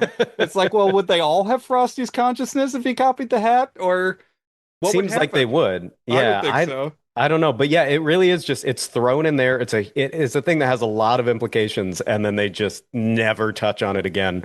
I love it. I don't know about that. I want to call out Romeo Muller for a second, who I looked up, who wrote every single one of these movies. Who I never knew. I did not know this man's name, but I feel like you can definitely tell over the course of these specials that he's been writing them for 15, 20 years, whatever at this point, that he's just slowly losing his mind. And that like some of these he's just throwing in like stuff that maybe clearly he's been thinking about it. Like clearly this man has spent 20 years at this point thinking about like, but how does Frosty's hat work? And like what would happen if like it got in the hands of Adolf Hitler or something like that? Like he's been thinking about this stuff and he's just dropping them in there about like as if they should be obvious, like as if he's like, well, we've all thought about what would happen if someone tried to make an army of Frosties, right? And we're like, no, like, like nobody has ever thought about that before, Romeo. You're on a first name basis. How do the minions fit into this? Oh, good question. Yeah, we'll get him in there somehow. I mean, all of pop culture at this point eats itself, so Yeah, the minions are gonna fit in there somewhere. yeah. Maybe we'll get DreamWorks to do the live action remake, and then we can cross over whatever we want. Yeah, the Illumination continuation of the Rankin Bass verse. Yeah. All right, I think let's bring this home. Okay, everybody comes together at the circus, and the person who finishes off Winterbolt is Ethel Merman. Okay, but how does she finish him off? Yeah. She pulls out her guns. She pulls out her guns and points them right. I got him. I got him by the barrel of my gun. And then she throws the guns at him and it shatters his staff. Like, okay, you introduce guns. I guess this is like an anti-joke. It's like the Indiana Jones gag. But I was scratching my chin on this one. Well, her daughter does point out that she says, but mom, those guns only have blanks in them. And then she says, but the guns, yeah, the guns are made of iron. And then she throws them and they shatter. And this is essentially, I know this so well because this is the clip that I've watched 1,000 times. I've showed to so many different people. Okay, so you're locked in on it. I'm locked in on it and I love every single second of it. and because I don't understand why any part of it happens. Number one, the fact that she throws her guns at this man. And then number two, the thing that happens, she throws the guns, his staff explodes, and then he says, "No, my staff! My staff is the source of my power. And when my staff explodes, I turn into a tree." And then he turns into a tree. And every part of that is so good.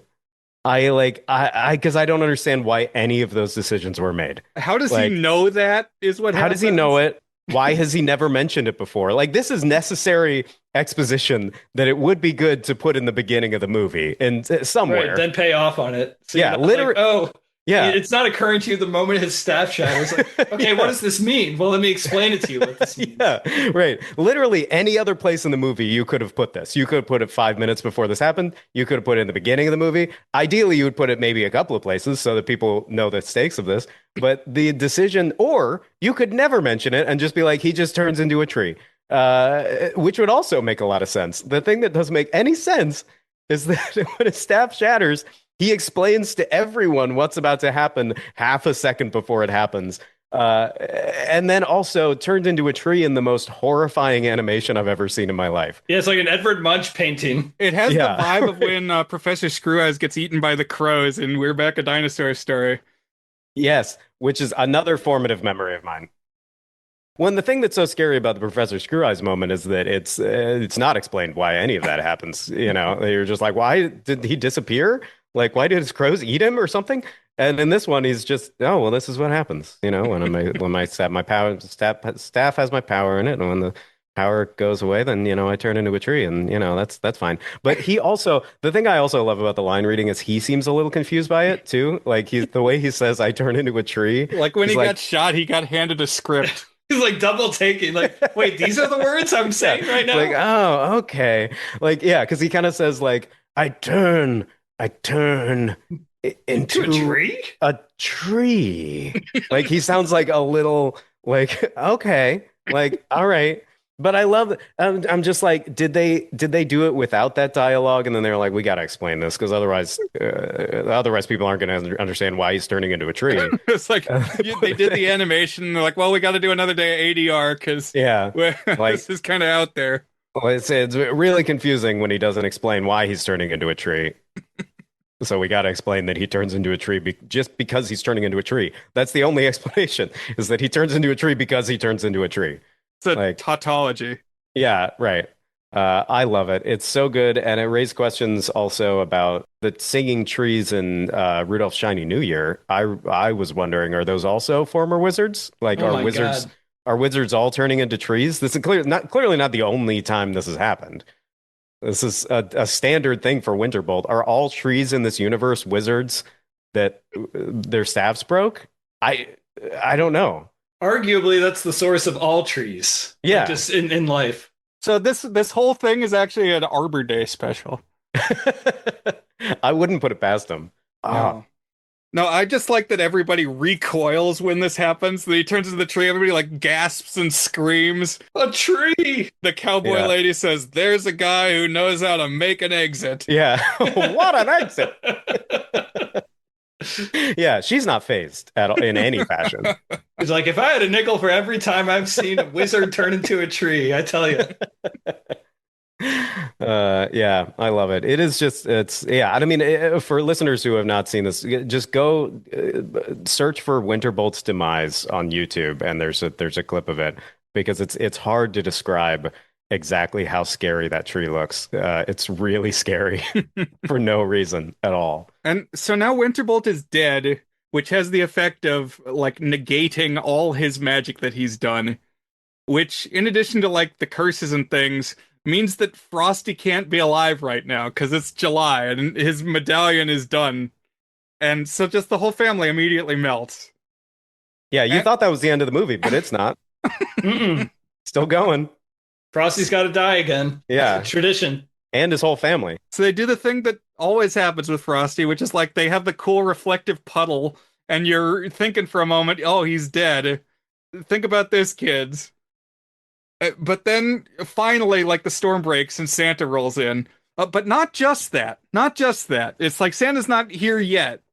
Yeah, I was thinking they're like, where will we get the power of Christmas to bring Frosty back to life? It's like, oh well, Santa's finally going to come through. No, no, the clockwork whale from Shiny New Year comes in, and he's been in the southern hemisphere where winter goes in July, and this feels the most like the end of a Marvel movie. That here comes Jack Frost. To save the day.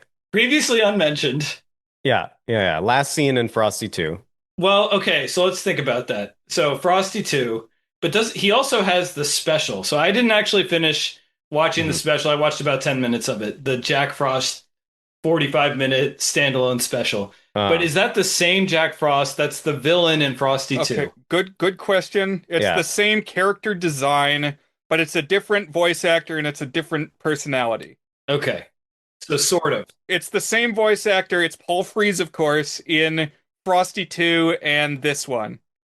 And his thing in Frosty 2 was that he didn't like that kids loved Frosty more than they loved Jack Frost. He had winter envy. Which is it's his same thing in the third Santa Claus with Tim Allen. When Martin Short shows up as Jack Frost, he's like, why don't they love Jack Frost? They just love Santa Claus. It's like, I don't know, man. You just got bad PR. It's like you're very clearly a third string Christmas special character. Yeah. A lot of great usage of the word frost in that special. Also, by the way, Jack Frost is constantly saying things like, I've been out frosted, and like that frosted snowman. And I love it. I love just any like curse word or anything else just gets replaced with the word frost, which it's is like Dean in Community. Whenever he has to say anything, he replaces it with the word Dean. Right. It's a lot like that. Yeah. But so we're not entirely clear whether the Jack Frost special, because also the other thing I noticed about the Jack Frost special is in that one he's invisible to humans when he's Jack Frost, and he is not invisible to the kids in Frosty 2. So some continuity issues. Right. So my understanding is that Christmas in July came out in like July 1979, and then the Rankin Bass special that winter season was Jack Frost. So it was like the standalone Jack Frost was actually like the next thing after this. Mm-hmm. Yeah, but either way, it doesn't explain anything more if you know what happens. It arguably explains much less if you know what happens in the Jack Frost film. Right, but it's like here he is, and he's gonna blow the cold air. I will say this is the big moment that really stuck out for me because I've seen Christmas in July many times, and I had not seen Rudolph's Shiny New Year up until I watched it for this. So when Big Ben the Clockwork Whale shows up, what the hell is going on? That was an incomprehensible moment to me for years. And it just because he just shows up and Rudolph goes, "Who's there?" And he goes, "It's me, Big Ben the Clockwork Whale." And I was just like, "What?" Yeah, as if that explains anything. He says, "Remember me? I work for Father Time." Right, I work for Father Time. To be fair, that was my same reaction to when they had Milton the Ice Cream Man in the hot air balloon. I was like, okay, who are you? Yeah, I guess that's why it never stuck out to me as maybe something that had been in something else because that's not unheard of in these movies to just throw something in there. I mean, to be fair, it doesn't make a lot of sense when he shows up in Rudolph 2 either. He just kind of shows up and he's like, "Oh, I'm a big whale with a clock in my tail." Okay. Well, yeah. Yeah. But then he immediately in Christmas in July, I also love that he immediately, like, Rudolph explains the situation. This is in, like, before he defeats Winterbolt. He explains the situation, and then Big Ben turns around and starts swimming away, and Rudolph goes, "Where are you going?" And he goes, "To South America!" And just disappears. And I couldn't remember how he tied in the end this time, so I was like, I don't know, is he coming back? I don't know. I thought maybe that was going to be the last we ever saw of him. They just went to South America just for shits. But yeah, but he does come back bearing Jack Frost, who then has the ability to create a winter wind to revive Frosty and his children, who all then say, "Happy birthday," which is, I guess, what all snowmen say. I was looking into that. I think it's understood that he's declaring his own birth. Yeah, it's when you come to life, that's what you say. Yeah, but does that mean that his birthday's changing all the time? Yeah. Oh my God. Yeah. Does the snow person say it? I was trying to remember. Yeah, I think, right? I think everybody who wakes up. Well, actually, I could be wrong. Who knows? I was also laughing at this because I know I've mentioned this on the pod at least once before, but there's this book series about fairies, and they come in sets of 7, and each series is like a new set of 7 fairies. And the first one, I read it a lot of it aloud to my older daughter, and it's like, here are the 7 rainbow fairies. They love warm weather, and the villain who's in charge of all the bad guy goblins is Jack Frost. He's the chief of the goblins. It's like, okay, that's a good villain for someone who's like the opposite of like a bright sunny day, because they're the rainbow fairies. Okay. Second series, I think they're jewels. It's something like that. It's something totally unrelated to the weather. Oh, it's like, oh, here's the ruby fairy. It's like, okay, who could be the villain opposite that? Oh, maybe someone who's like the mud monster, or like something that's the opposite of glamour. It's like, no, it's Jack Frost again. And then every single series, they're like, oh, here's a new fairy, but who's the villain going to be? You're not going to believe it. It's Jack Frost. He just keeps coming back again and again. Hey, I mean, why reinvent the wheel? It's working. Maybe at Christmas time we got to do like the Jack Frost with Michael Keaton and the horror Jack Frost. We just got to do all the other Jack Frosts. Crossover of all the Jack Frosts. That's the next Avengers. Jack thing. of all Frosts. Jack of all Frosts. Greenlight it. Love it. All right, we got a lot of projects to start working on after this. Yeah, man, this is a good brainstorm. Good think tank. Yeah. Can I toss out one final image from this film? Yes, absolutely. I didn't recall if this was explained, but it could have happened so fast I didn't process it. At the end, they're flying away, and then the circus people are flying along with Rudolph. It's like they're doing a sky parade, as if everybody got the Rudolph flying magic. Was there any explanation given for this? Yes, there was an explanation. Yeah. Okay. So Santa is going to take Frosty home because it's like, okay, you guys, you didn't die. We brought the cold with Jack Frost. I'm going to get you home safe. And Rudolph says, well, I still feel bad because the circus needs to make money so that Red Buttons and Lainey Lorraine can get married. And it's like, well, okay. Santa gives them all the magic feed corn. So every animal in the circus can fly. And they're like, this will make you money because people will want to come see the flying circus parade.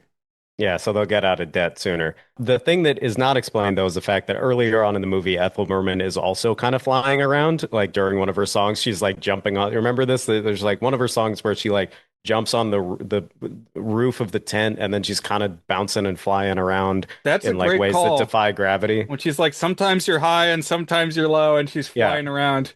Yeah, so she's got some magic feed corn already. Also, God, there's so much we should. This is such a long record, but there's so much to talk about. We didn't even talk about the songs and the fact that one of my favorite things about this movie is the fact that Ethel Merman has like 5 songs. Yeah, why does she have half the songs? Yeah, everybody else kind of has to share that one, like the one that they keep singing, where they're like, "You are everything I ever wanted, more than anything," and it's like a weird meter song that like nobody really seems comfortable singing. Yeah, the rhyme scheme of it is strange. And yeah. So the first song in this movie comes 23 minutes in, and then after that, they're like every 5 minutes. I don't know. It's like, what is the pacing here? Yeah, and most of them are the same song. Yeah, and then you get Rockin' Around the Christmas Tree at some point, or Jingle Bell Rock. Wait, which one? Yeah, no, it is Rockin' Around the Christmas Tree, and this had me thinking similar to Year Without a Santa Claus, where it like very clearly roots it in the like gay 90s old timey Main Street USA past. And then suddenly at the end of it, they have Blue Christmas by Elvis Presley. It's like, well, wait a minute. Is this 1900 or is this 1960? It's 19 Wonderful, I think. Yeah, exactly. Yeah. I think Rockin' Around the Christmas Tree cements this as something a little more modern. Like, I don't think it's the same year as The Year Without a Santa Claus. But what's interesting is they did reuse the elf models from Year Without a Santa Claus, which kind of supplant the like beardy dwarf-like elves from Coming to Town. You know, the Kringle elves, as they say. But they very much are like the exact same models as Jingle and Jangle from Year Without a Santa Claus. But that is Christmas in July from 1979.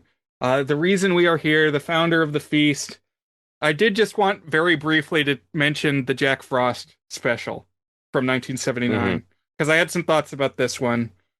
A solid one. I quite like the animation.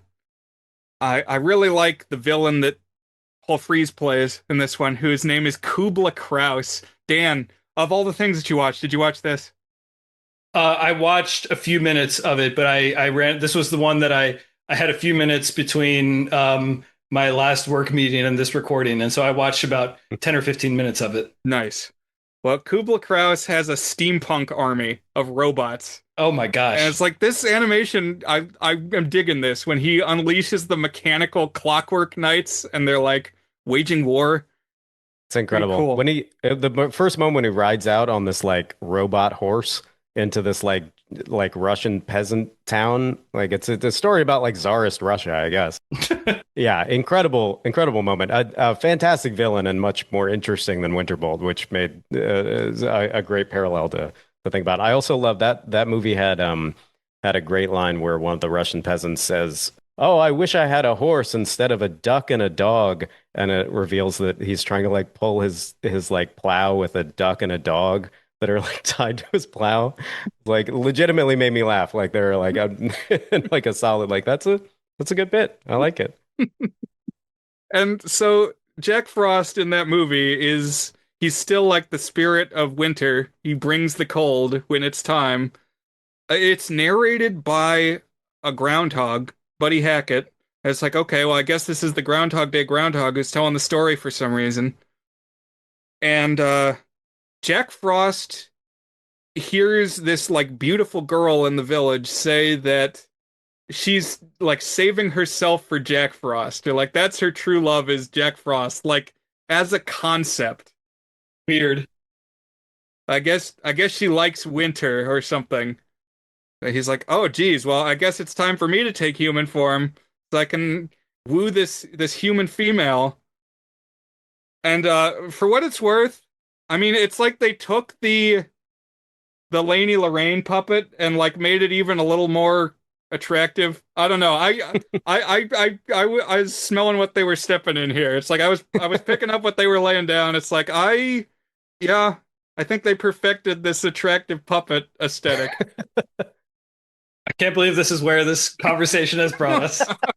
Yeah, attractive puppet technology really had some advancements in 1979, I think, between July and Christmas. Yeah, well, it's interesting because it's a very bittersweet movie. Because he fails. It does fails, not work yeah. out for him.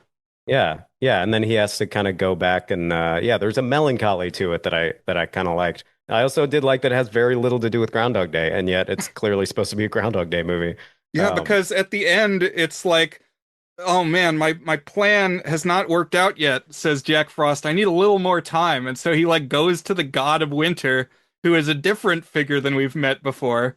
It's Paul Frees again, as like one of those clouds that you see drawn on maps blow in the wind.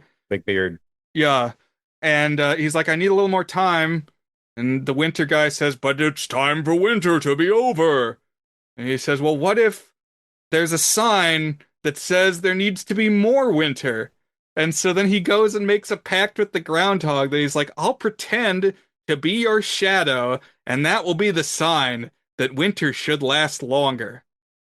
This whole thing, this whole like Hunchback of Notre Dame failed romance story is an origin tale for Groundhog Day? Wow. That's quite an ending. I didn't realize it was going that direction. Yeah. Well, it's only the middle of this, the beginning of the movie, and then the middle of the movie, he does the Groundhog Day thing, and then it's another like 20 minutes, and then there's no groundhog in it. So does not really have a lot to do with Groundhog Day. It turns out that Elisa, the sexy puppet, already had a night boyfriend who comes back and he's like, oh, why did you think there was a window here, Jack Frost? He's like, I guess I was misinformed. And then he goes back to being a ghost. I like Elisa the sexy puppet as a name too. I think that was her official name, I think, in the credits. It sounds like it's the I'm literally the guy in the pic meme to some extent too. Yeah, it kind of is. Yeah, because she's constantly saying like, "Oh, the only other person I've ever been in love with was Jack Frost," but then like Jack can't say that he's Jack Frost for some reason because he's now human. He's a tailor. Yeah, it's So like when you take yeah. the human form, you can't do your winter powers anymore. And like his other winter spirit friends come to the human world, and they're like, we should demonstrate that we have winter powers, but they can't because they made this deal or whatever. Yeah. The question of that being a Groundhog Day film does, I think, bring it back to the only other question that I had for Christmas in July, which might be a good way to kind of like sum stuff up. Because I was curious what you guys think. Is this a Christmas movie or a Fourth of July movie? What do you Hmm. think? Because I don't know. It's a riddle wrapped in an enigma. I don't know. I would lean towards Christmas still. It feels Christmassy, even though maybe it is the July though. Maybe watch it Christmas in July. Maybe that's what it's for. I'm glad we watched it now. I'm glad we're talking it now. And of course, we had the big focus on the bicentennial in Rudolph 2. So Mhm. it feels appropriate. Oh, that's why the Fourth of July stuff was in there because it was the bicentennial. Oh, that explains a lot. Well, because that was my other question with this was I was like, they're making a Fourth of July movie. They've already established there is a Fourth of July island where Ben Franklin lives in this universe that Oh, that Frosty should has have been came back. to. Yeah. Yeah, and they were just like, yeah, but it's not about that. Yeah, I think it's like for me, I'm like, I think it's definitively a terrible Christmas movie because it takes place in July. And then it's an interesting Fourth of July movie because it doesn't really have a lot to do with the Fourth of July beyond their fireworks going Beyond on. It takes place, July, right? yeah, beyond July. But you can say the same for something like Jaws, which takes place on the Fourth of July, but doesn't really have a lot to do with it beyond that. Or So, Return of the Living Dead. mm. Yeah, is July 3rd into July 4th. Oh, uh-huh, yeah. I guess it's a cheat, right? To like sell like or make your people watch your movie every year is to just be like, oh, it takes place at this time of year. They remember to do it. Great hook. Yeah. Yeah, just if you, yeah, I mean, if you cement an association with the time of year, that's the key. Yep. And so this is the time when we say every episode, not just once a year, but once a week, is it good? So, is it good? Is our signature section where we each give the movie a rating on our 8 point goodness scale, ranging from very not good, which is a 1 out of 8, to our masterpiece rating, toward a good, which is an 8 out of 8. So, how many of these do we actually want to rate, Brian? Let's put a rating on Christmas in July, and then I think at least Rudolph 2 and Frosty 2. Sure. I guess we'll start with the main course here, Christmas in July, even though it's not necessarily the correct watching order to put it first. In fact, I would say almost the opposite. But I'll go first. Is this one good? And it's one of those unrateable movies because it's like it's just it's unlike anything you've ever seen, and the question of its goodness is not really relevant. I will say I had a lot of fun with it, and it just like it flips between so many different modes and it has so much that happens in it. It's like your brain can't even process it in one sitting. I feel like I need to see it at least 2 or 3 more times before I know what it actually is in my schema of how I feel about movies in this world. It did make me appreciate Rankin Bass and its sprawling approach to holiday specials a little bit more, just because it's so batty. I guess I'm gonna give it a not good, a 3 out of 8. Like if I were looking at words and trying to determine what it is, it's not bad. I can't. I don't know if it's good. Like flashes of it are inspired, and other flashes of it are like so strange they're entertaining. And then it's also like 90 minutes of nonsense, which like my ability to process like how like there's parts of your brain that interpret language, like there's a section of my brain that doesn't get used too often that's used for like processing movie nonsense, and that just got taxed to the point where it was like I needed to sleep before I could watch any more of this movie. So like I couldn't really fully appreciate it and take it in. So I'm gonna land on a not good. Zan, what about you? Are you able to drop a rating on this one? I agree with everything you said because I did when I was thinking about it, I was like, I don't think I can rate this on any normal scale because it is simultaneously objectively not a well told story in certain ways, because a lot of it doesn't really make any sense, but it is also absolutely incredible and like not a film that I think I could make just but like that like that's what's impressive to me when I watch a movie and I'm like there's no part of me that would ever consider making any of the decisions that happen in this movie. And that's very impressive to me. Like I love, and so it's just like there's something I really love about that. So I feel like I feel for me, it's like a Schrodinger's cat situation where I'm like, it's simultaneously a 1 and an 8. and I don't. That's the only way that I could think of to put it. I think if I had to put one, I would just I'm like it's got to be an 8. It's got to be an 8 for me because I've seen this movie so many times. Which is not a normally not the way I rate movies in my mind, like I tend to make a a fairly clear distinction between like these are my favorite movies and these are ones that I think are like really good. And I think there are a lot of other, like not really good movies that I think I could probably make that distinction with this, but this one is so far out of the batting cage that I'm just like it's one of the most incredible films I've ever seen. And I will always think that. So yeah, I think it's both ends of the scale simultaneously for me. I don't know how you quantify that in your wrap up. It's up to you. You choose a number out of 8 and you say All right. that's the number. That's literally All right. all it is. Well done. I'm gonna land on a 4 out of 8, good-ish. I respect the ambition a lot, and I think there are many things in this film that you could call Brian core. I mean, it all takes place at a circus. You got the threat of this like shady carny and the scrawny camp reindeer.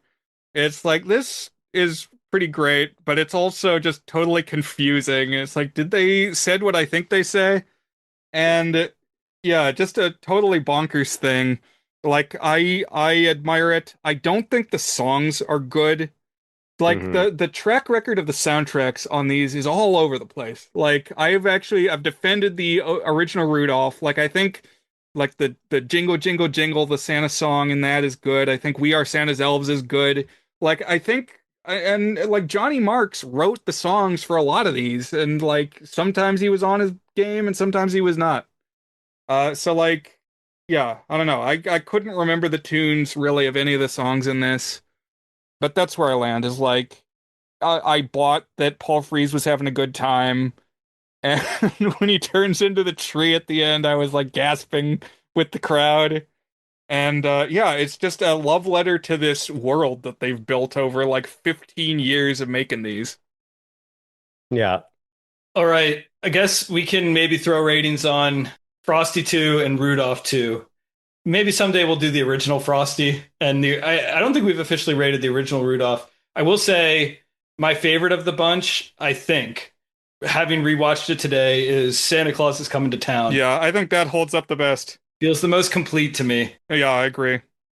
And there's a lot in that one that I really like. But okay, Frosty 2, I guess same rating, 3 out of 8, but doesn't feel quite so spirited. It's like more just, it's kind of more of the same of the first Frosty. It's fine. It's got some weird stuff, especially towards the end. And I don't really get Jack Frost's deal. He's got like winter envy. He's like, I gotta be the winter deity.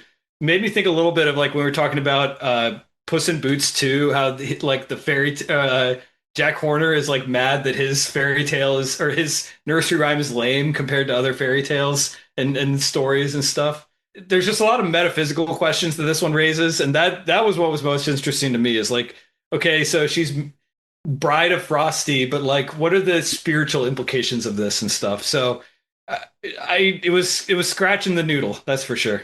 The old brain was humming.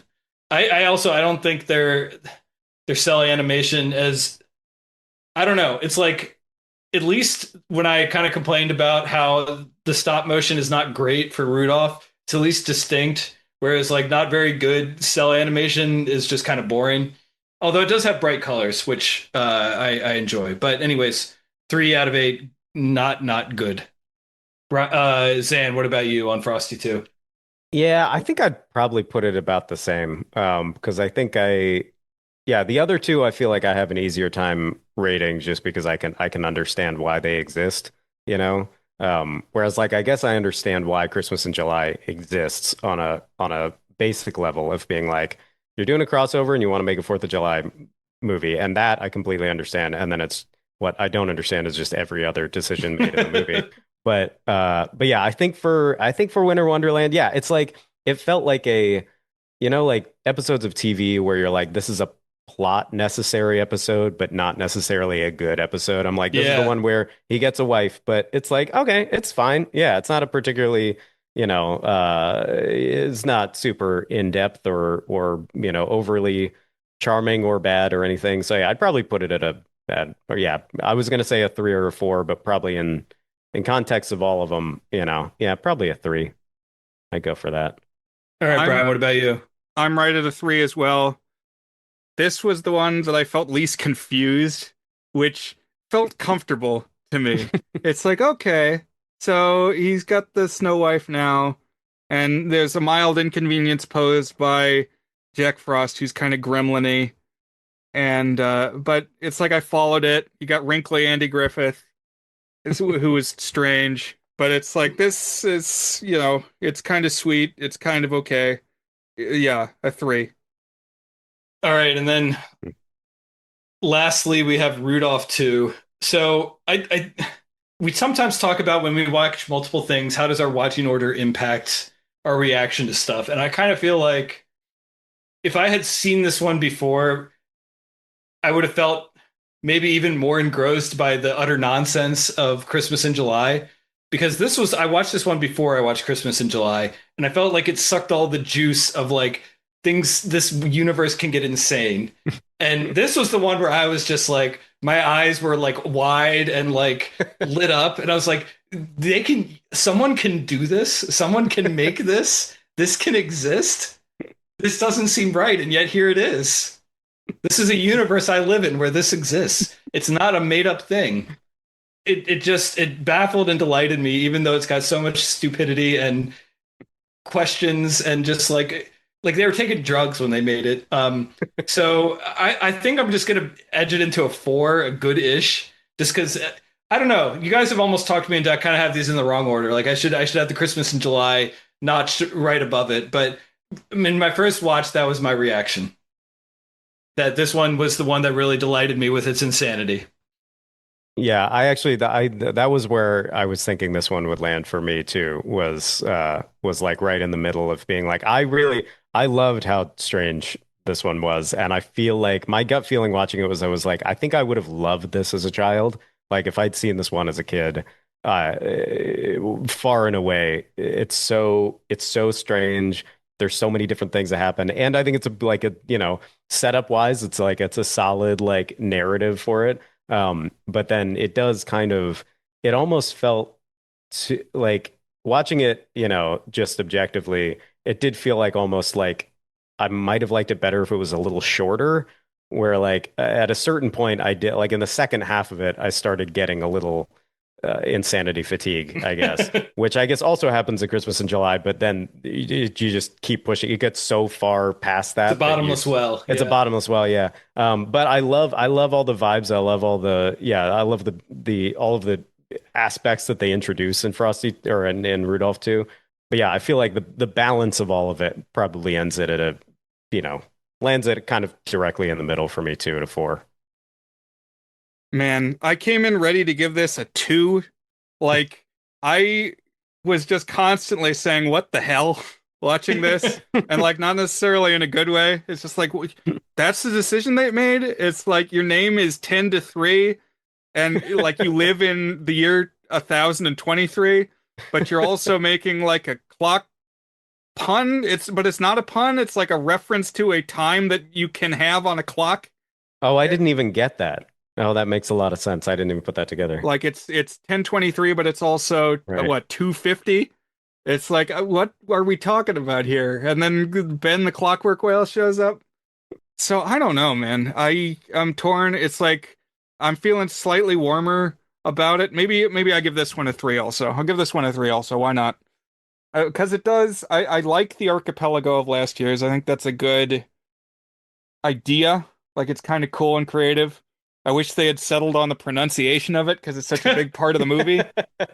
Again, the songs are forgettable, except I liked the one that Red Skelton sings where he says, "Time's hand writes and having writ moves on."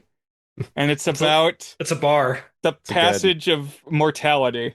Yeah, that's the like bossa nova song, right? The one that he place. Yeah, well, like the baby's growing up. Right, it shows the passage of how Baby New Year becomes Father Time over the course of the year. Right.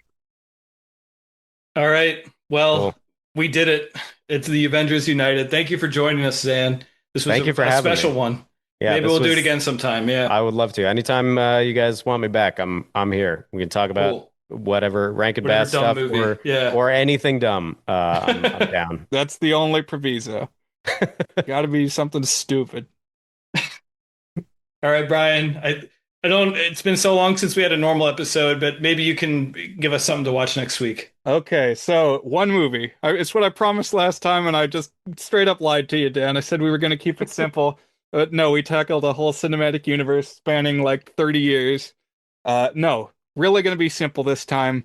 We're going to watch Weekend at Bernie's. Okay. Wait, I wonder why this now we can discuss. So maybe it just needed to get hit at some time. But all right. Well, I will watch that and we will talk about it and that'll be fun. So thank you guys and have a good evening. And I'll talk to y'all later. Bye, Bye, everybody. listeners. Cool. All right.